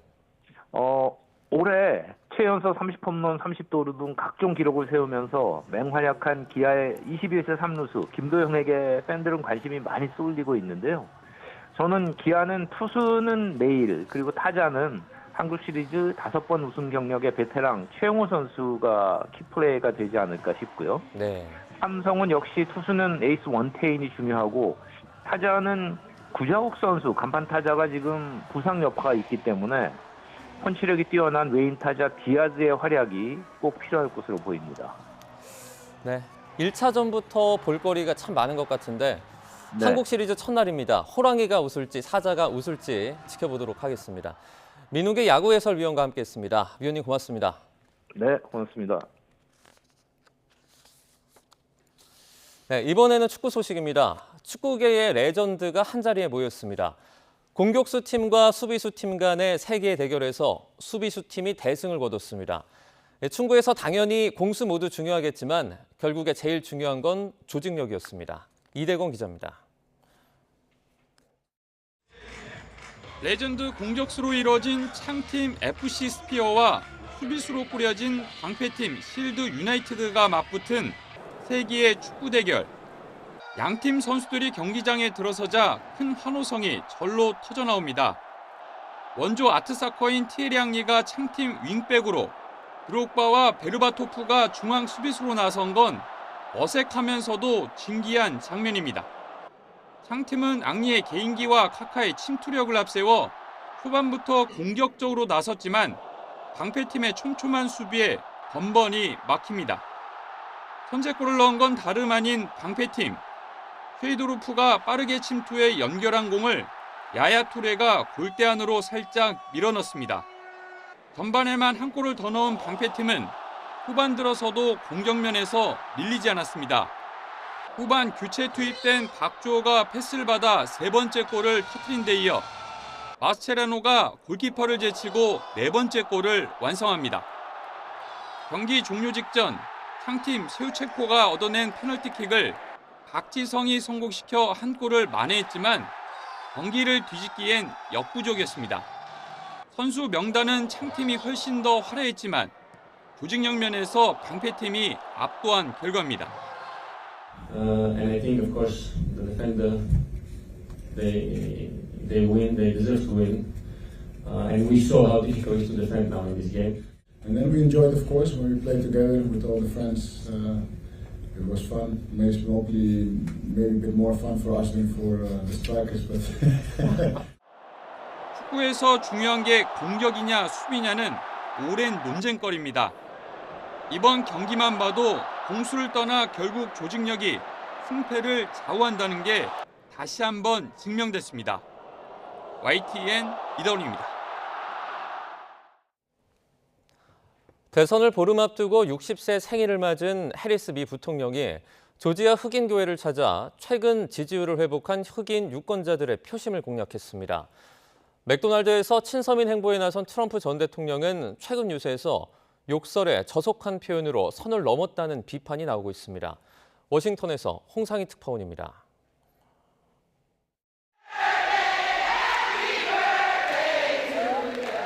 조지아주 스톤 크레스트의 교회에서 생일 축하 노래가 울려 퍼집니다. 선거 유세 중 환갑을 맞은 해리스 부통령. 이번 대선에 열세를 쥔 경합주 조지아에서 최근 지지율을 회복한 흑인 유권자들에게 투표를 호소합니다. What kind of country do we want to live in? A country of chaos, fear, and hate, or a country of freedom, compassion, and justice?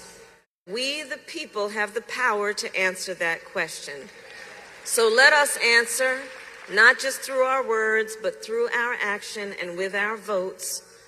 주요 경합지의 사전투표율이 역대 최고치를 잇따라 갈아치우면서 조지아주 교회를 돌며 흑인 기독교 신자들의 사전투표를 독려하고 있는 겁니다. 낯선 사람을 도왔던 선한 사마리아인의 비유를 들고 미국의 분열과 혐오, 공포를 조장하는 사람이 있다며 트럼프 전 대통령을 겨냥하기도 했습니다. Do we have leaders in place who understand that in the face of a stranger, one should see a neighbor? 역시 경합주 펜실베이니아주의 맥도널드에서 감자튀김을 만들며 유권자에게 다가간 트럼프 전 대통령도 해리스 부통령에게 생일 축하 인사를 건넸습니다. Happy birthday, Kamala. Happy birthday. 문제는 전날 유세에서의 발언. 펜실베이니아주 지역 출신의 전설적 골퍼 아널드 파머 이야기를 늘어놓다 갑자기 신체 부위를 언급하며 저속한 표현을 이어갔습니다. This is a guy that was all man. His man was strong and tough. We have women that are highly sophisticated here, but they used to look at Arnold as a bad, but he was really something special. 자신이 아니라 해리스 부통령이야말로 민주주의의 위협이라고 공격하다 욕설까지 퍼붓습니다. So you have to tell Kamala Harris that you've had enough, that you just can't take it anymore. We can't stand you. You're a vice president. The worst. 파이낸셜 타임즈는 트럼프 전 대통령의 잇따른 저속한 발언이 정신 상태에 대한 우려를 일으키고 있다고 보도했습니다. 트럼프 전 대통령은 지난 14일에도 펜실베이니아주 유세에서 발언을 멈추고 30분 동안 춤을 추는 기이한 행동으로 논란을 일으켰습니다. 워싱턴에서 YTN 홍상입니다.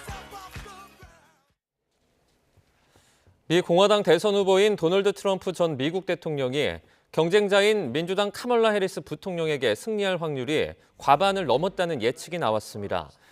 현지 시간 20일 정치 전문 매체 더힐과 선거 전문 사이트 디시전 데스크의 자체 예측 결과 트럼프 전 대통령이 이번 선거에서 승리할 가능성은 52%로 해리스 부통령보다 10%포인트 앞섰습니다. 트럼프 전 대통령이 해리스 부통령을 제친 것은 지난 8월 말 이후에 처음이라고 더일은 전했습니다. 미국 대선에서 공화당 후보 도널드 트럼프 전 대통령을 지원하고 있는 일론 머스크 테슬라 최고 경영자가 불법 선거운동 논란에 휩싸였습니다. 머스크는 수정헌법 1조 표현의 자유와 2조 총기 소지 권리 보장을 지지하는 청원에 서명하는 펜실베니아 주민 1명씩을 매일 무작위로 선정해 $100만 주겠다고 약속했습니다. 문제는 머스크가 청원에 서명하기 위한 자격으로 유권자 등록을 내걸었다는 건데 미국 법은 유권자 등록이나 투표를 이유로 대가를 주고받는 것을 매표 행위로 규정하고 있습니다. 그러나 현행법이 금지하는 건 유권자 등록에 대가를 주고받는 행위일 뿐 청원에 서명을 하는 것은 불법으로 규정되지 않았기 때문에 머스크의 제안은 합법적인 범위 안에 있다는 반론도 있습니다. 미국 대선이 이제 보름 남은 가운데 대선의 승패를 가를 경합주를 중심으로 막판 선거운동 열기가 뜨겁습니다. 특히 남부 선벨트 경합주 가운데 가장 많은 선거인단을 보유한 조지아주를 놓고 해리스와 트럼프의 경쟁이 치열하게 벌어지고 있습니다. 경합주를 가다 권준기 특파원이 조지아에서 보도합니다. 해리스 부통령의 조지아주 유세 현장입니다. 대선이 코앞인 시점에서 경합주 조지아의 중요성을 보여주는 대규모 유세 행사가 펼쳐지고 있습니다. 해리스는 조지아가 대선 승리의 열쇠가 될 거라며 강력한 지지를 호소했습니다.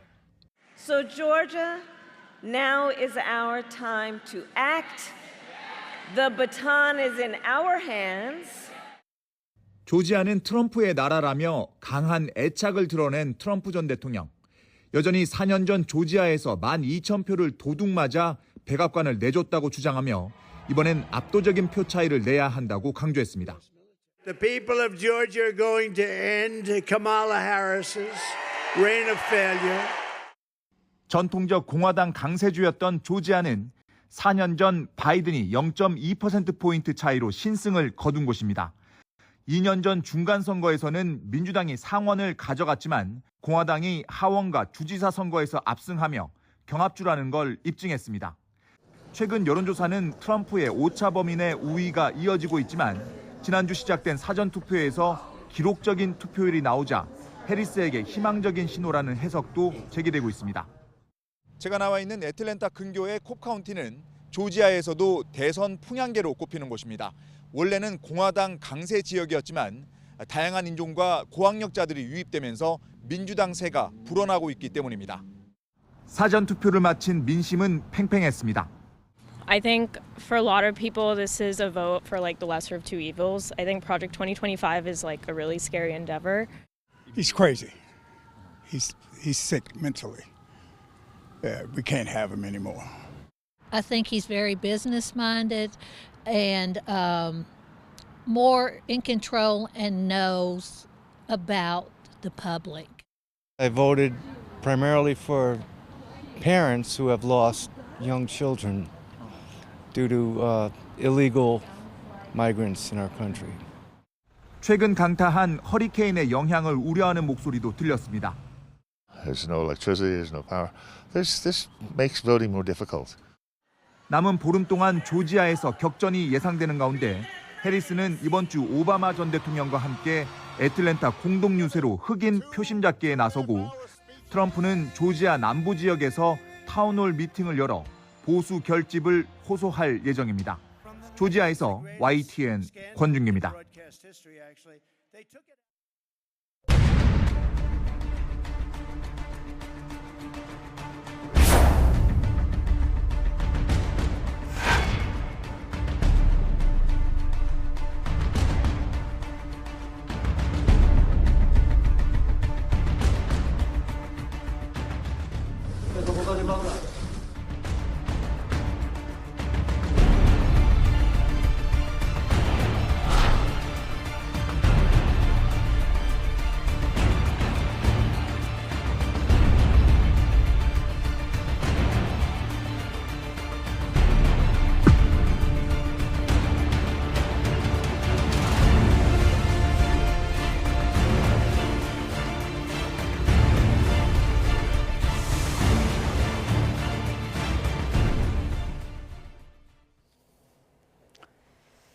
북한이 러시아에 군인을 파병했다는 증거들이 속속 나오고 있습니다.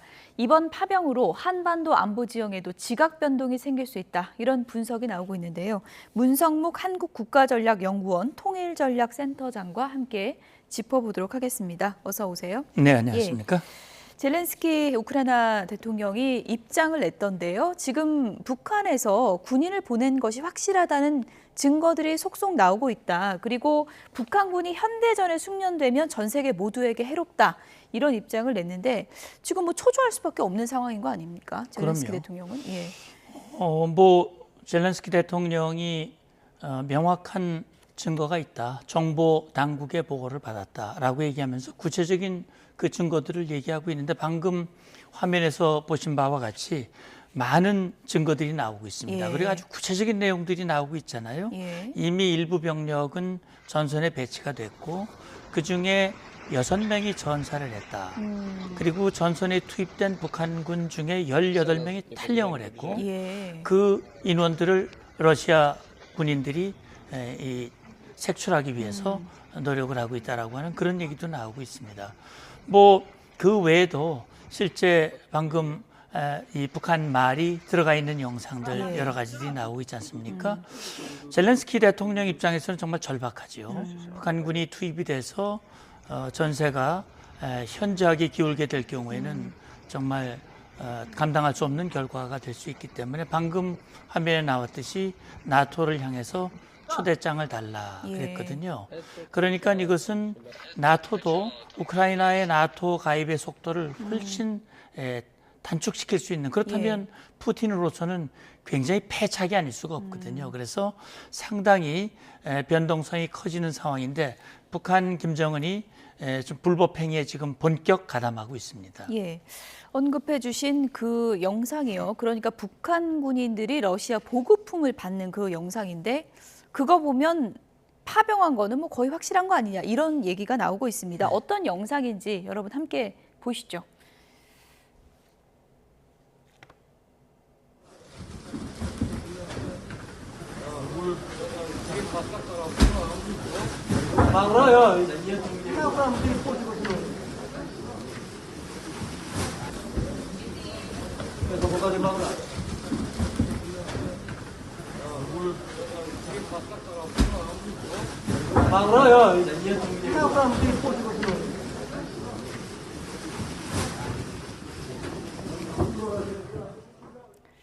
익숙한 북한말, 저 용어를 쓰는 나라는 전 세계에 없잖아요. 그럼요. 그러니까 우리말이지만 억양으로 보면 명확히 북한 억양이거든요. 저기 화면 중간에 스프라브디라고 써 있는데 우크라이나군 산하 전략소통센터에서 제기한 영상인데 그 영상은 찍은 지가 7일밖에 안 됐다는 얘기예요.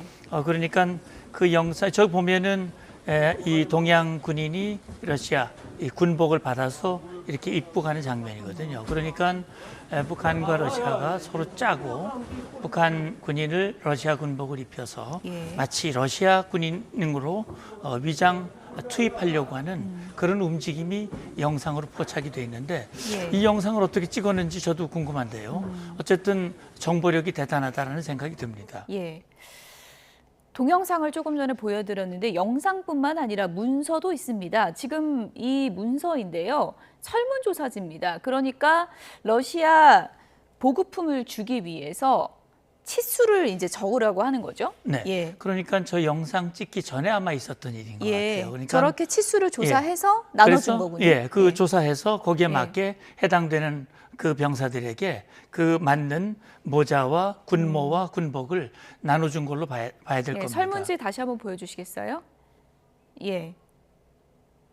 지금 저기 이제 나오고 있잖아요. 그러니까 러시아식, 사실 식인데 식이라고 돼 있어요. 원래 북한에서 그렇게 합니까? 아마 조금 저게 오기가 있는지 아마 러시아 측에서 이걸 북한의 도움을 받아서 했을 것 같은데 러시아식, 조선식. 그래서 지금 보면 러시아에는 이런 사이즈지만은 북한은 이런 사이즈다라고 키와 그다음에 이 둘레 이런 것들을 모자 크기와 함께 아주 친절하게 이렇게 했는데 여름용 보면, 모자 주네요. 예, 여름용 모자. 이 체복과 군모의 치수를 적으시오라고 설문지를 적으면 거기에 해당되는 그 모자와 군복을 나눠주는 화면을 방금 보셨던 겁니다. 예. 그러니까 사실 저 북한 말 영상도 그렇지만 저 한글을 쓰는 나라도 또 제한돼 있기 때문에 그럼요. 이게 파병의 거의 확실한 증거다 이렇게 볼 수 있는 거죠. 근데 이런 물증 말고도 사실은 지금 북한이 좀 침묵하고 있잖아요. 북한의 행보를 보면 이런 상황이 나오면 북한이 가만히 있을 그런 집단이 아니거든요. 이제까지 행태를 보면 사실이 아니라면 젤렌스키 대통령을 향해서 또는 우리 국정원이 이걸 보도를 했으니까 우리를 향해서 정말 입에 담을 수 없는 그런 험담을 해가면서 반박을 할 텐데 조용한 걸로 봤을 때는 이건 부인할 수 없는 사실을 인정하고 있다고 생각합니다. 쌓여가는 증거 지금도 나오고 있지만 그래픽을 좀 보여주시죠. 우리 국정원에서도 북한군의 러시아 파병과 관련해서 보도 자료를 냈는데 저도 보고 좀 깜짝 놀랐거든요. 이거 AI가 찾아냈다 그러는데 80%가 일치했다는 거잖아요. 그러니까요. 지금 사진 왼쪽에 있는 건 이제 러시아 쪽에서 찍은 사진이죠.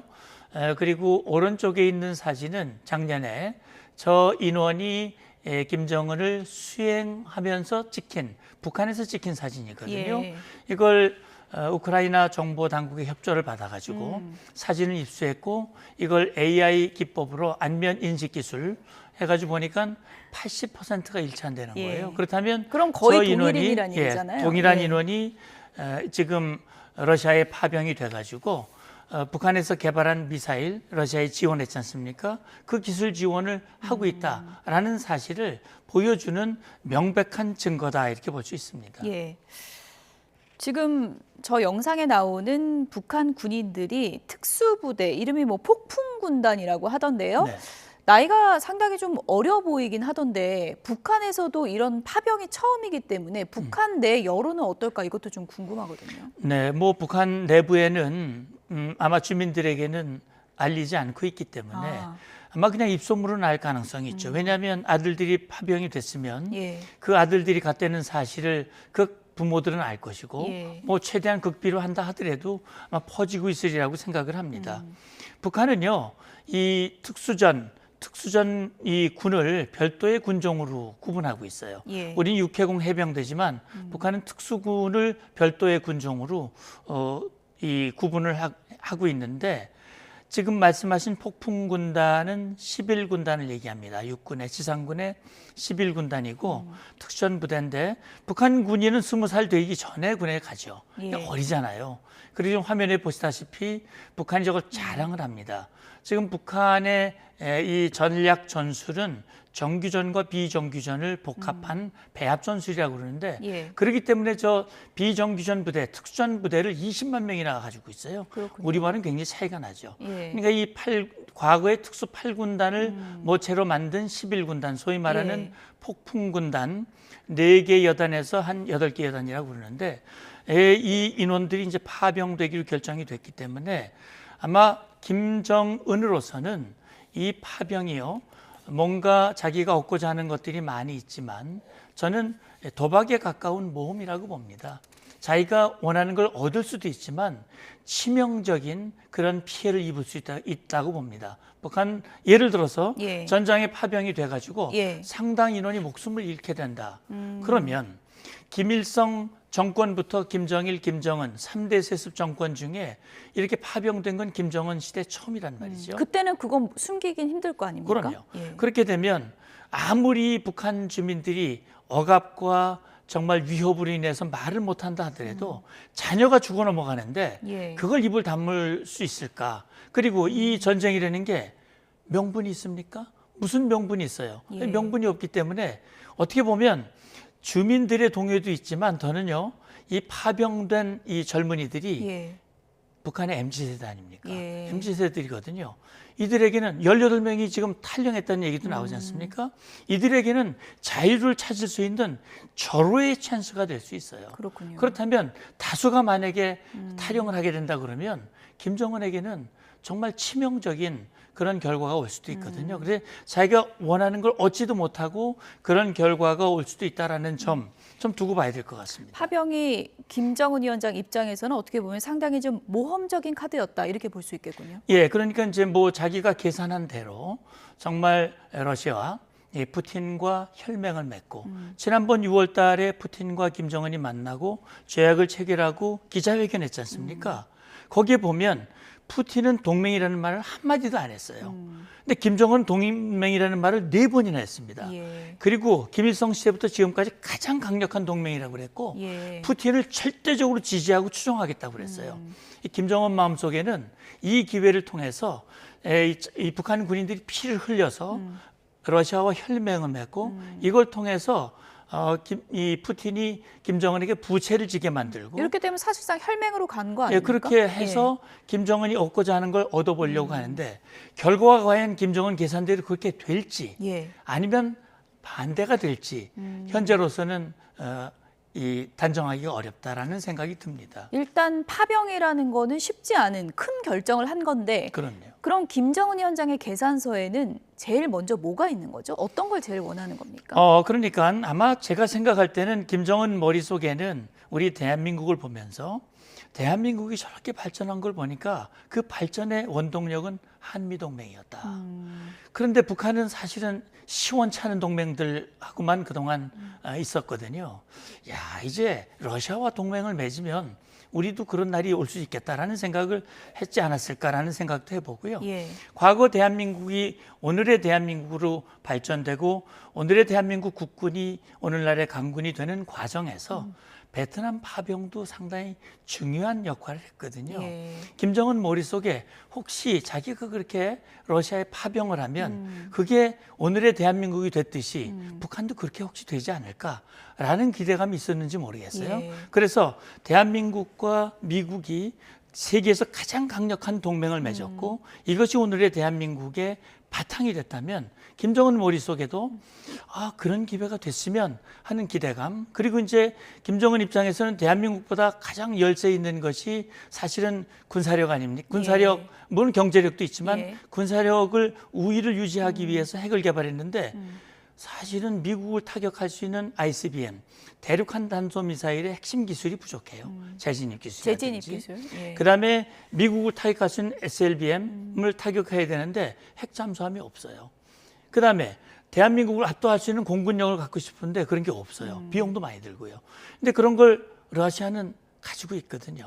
그래서 이걸 통해서 푸틴으로부터 좀 얻어낸다면 자기의 경제적 필요, 그다음에 군사적 필요, 그러면 자기 명실상부한 김정은 정권 4대 5대 세습 정권을 이어갈 수 있다라는 그런 계산이 서 있는지 모르겠어요. 근데 그 계산대로 될지 아무도 보장할 수가 없거든요. 푸틴의 속셈은 또 다를 수도 있으니까요. 다를 수도 있고 또 푸틴도 자기 마음대로 되는 게 아니거든요. 푸틴도 우크라이나를 침공할 때 2년여 전에 침공할 때 한 일주일이면 그냥 우크라이나를 초토화시키고 자기가 원하는 위성국으로 만들어서 나토를 혼을 내고 나토가 동진을 못하도록 더 소진하려고 계산했는데 반대가 됐거든요.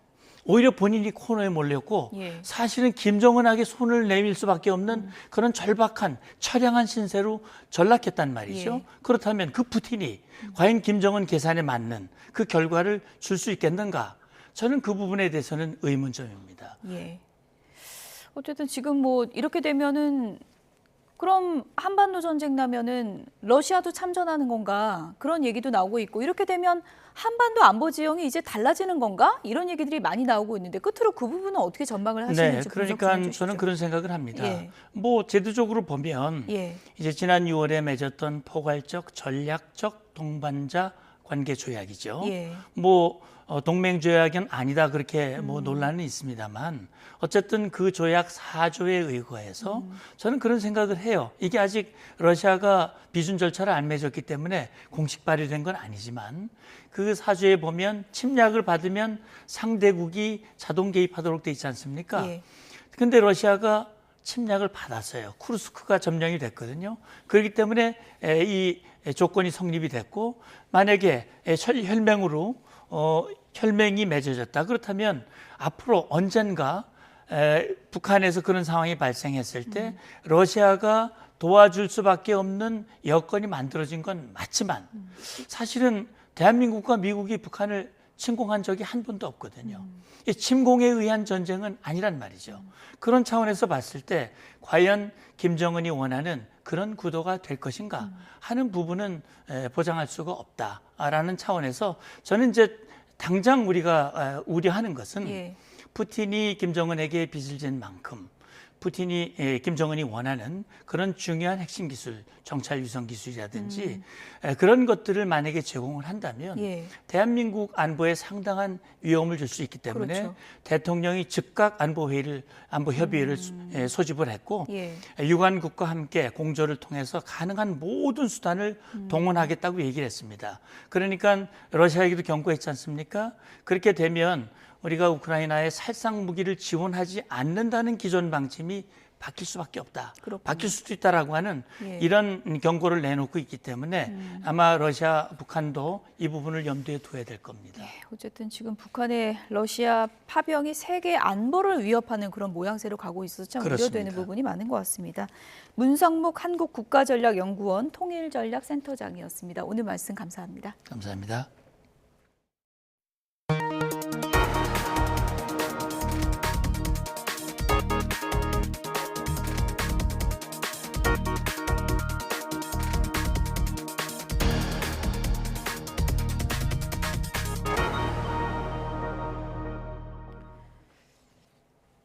서해 최북단섬 백령도에 차량을 실을 수 있는 대형 여객선을 도입하는 사업이 난항을 겪고 있습니다. 인천시가 결국 국비를 확보해서 직접 건조하는 방안을 추진하기로 했습니다. 강태욱 기자입니다. 인천 연안부두 여객터미널. 승객들이 터미널을 나와 서해 5도로 가는 배에 오릅니다. 이 가운데 백령도를 오가는 여객선은 2개. 1,600톤 코리아 프라이드호와 534톤 코리아 프린세스호가 인천과 백령도에서 각각 출항해 운항 중입니다. 하지만 선박 크기가 작아 차량을 탑재할 수 없어 주민 불편이 이어지고 있습니다. 화물선에 차량을 실을 수 있지만 여객선과 달리 운항 시간이 배 이상 걸리기 때문입니다. 앞서 인천시는 차량을 실을 수 있는 규모인 2천여 톤의 하모니 플라워호가 설령이 만료되는 지난해 5월에 맞춰 민간 선사를 모집해 대비해 왔습니다. 하지만 우선 협상 대상자가 결국 사업을 포기하면서 대형 여객선 도입이 차질을 빚고 있습니다. 이에 따라 인천시는 국비를 확보해 직접 선박을 건조하는 방안을 추진하기로 했습니다. 서해 5도 주민들의 이동권 확보와 불편 해소를 위해서 직접 건조하는 방안을 검토했고 그거에 따른 사전 행정 절차를 지금 착수하고 있습니다. 행정 절차와 선박 건조에 걸리는 시간은 대략 5년. 이에 인천시는 2030년쯤 취항을 목표로 하고 있습니다. YTN 강태욱입니다. 네, 친선 경기를 위해 한국을 찾은 프랑스의 전설 티에리 앙리, 동료 선수들과 즐겁게 웃으며 비빔밥을 비비고 있는 모습 보고 계십니다. 그 옆으로 보실까요? 넷플릭스에는 흑백 요리사 보신 분들 낯익은 분이죠. 비빔대왕 유비빔 셰프가 지휘하는 모습도 보이고 있습니다. 열정적인 지휘 아래 비빔밥을 비비는 영상이 참 인상적인데요. 앙리와 일행 등도 이런 이색적인 경험에 재미가 있다는 등 유쾌한 웃음을 짓고 있습니다. 평소 인터뷰에서 비빔밥을 좋아한다고 할 정도로 앙리의 한식 사랑은 유명한데요. 앞으로도 다양한 한식을 즐기는 모습 보여주면 좋을 것 같습니다. 신데렐라 분장을 한 견주와 강아지입니다. 그리고 이어서 핫도그 옷을 입고 있죠. 귀여운 강아지도 보이네요. 햄버거 모양의 그리고 음식들, 옷을 입은 강아지들도 계속해서 보이고 있습니다. 저마다 독특한 의상을 입고 옷맵시를 뽐내고 있는데요. 미국의 대표적인 축제인 헬로윈데이를 앞두고 해마다 뉴욕 톰킨스 광장에서 강아지 축제가 열렸습니다. 강아지들이 재미난 옷을 입고 퍼레이드에 참여하는 행사인데요. 1990년대에 당시 지역 주민들이 톰킨스 광장 공원에 개 산책 시설을 설치하기 위해서 노력을 했고 그것이 이어져 헬로윈을 앞두고 열리는 이색적인 행사로 자리매김을 했다고 합니다.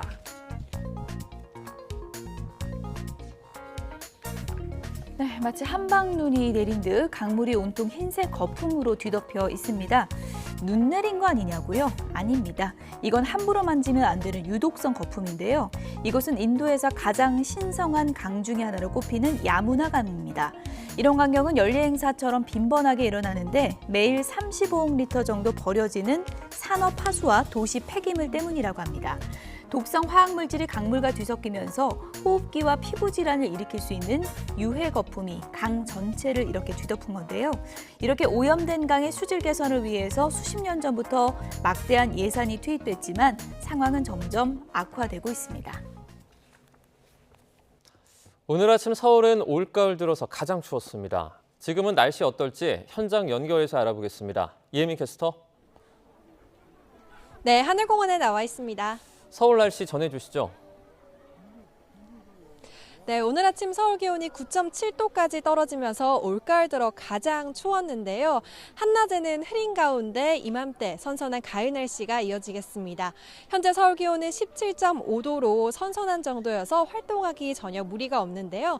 그래서인지 억새축제가 열리고 있는 이 하늘공원에도 더 많은 시민들이 방문을 한 모습입니다. 뎁사리와 억새가 가을 정취를 더하고 있는데 한결 도톰해진 시민들의 옷차림도 가을이 왔음을 더욱 실감케 하고 있습니다. 오늘은 전국이 흐린 가운데 중부지방에는 가끔 빗방울이 떨어지는 곳이 있겠고요. 남부지방과 제주도에는 비가 내리겠습니다. 내일은 전국으로 비가 확대될 텐데요. 서울 등 내륙 지역은 10에서 60mm 정도 내리겠고 남부와 제주도를 중심으로 폭우가 쏟아지겠습니다. 모레까지 제주도에 최고 120mm 이상, 영남과 전남 남해안에 최고 80에서 100mm의 큰 비가 내리겠고 특히 오늘 오후부터 내일 새벽 사이에는 벼락과 돌풍을 동반해 시간당 최고 30에서 50mm씩 강한 비가 쏟아지겠습니다. 이 정도면 운전이 어려워지고 하수구가 역류할 수 있는 수준이니까요. 피해 없도록 사전 대비 잘 하셔야겠습니다. 오늘 낮 기온은 서울 20도, 광주 23도로 예년 수준의 다소 쌀쌀한 가을 날씨가 이어지겠습니다. 비는 수요일인 모레 새벽부터 점차 그치겠습니다. 비구름 뒤로는 다시 찬 공기가 남하하면서 반짝 추워질 텐데요. 목요일에는 서울 아침 기온이 6도까지 뚝 떨어질 것으로 전망됩니다. 오늘도 영남 해안과 제주 해안으로는 너울성 파도가 강하게 밀려들겠고요. 서해안에서는 해수면이 높아지면서 저지대 침수 위험이 있습니다. 해안가에서는 안전사고에 유의하셔야겠습니다. 지금까지 하늘공원에서 YTN 이혜민입니다. 뉴스나우 오늘 순서는 여기서 마치겠습니다. 내일도 생생한 뉴스로 찾아뵙겠습니다. 여러분 고맙습니다.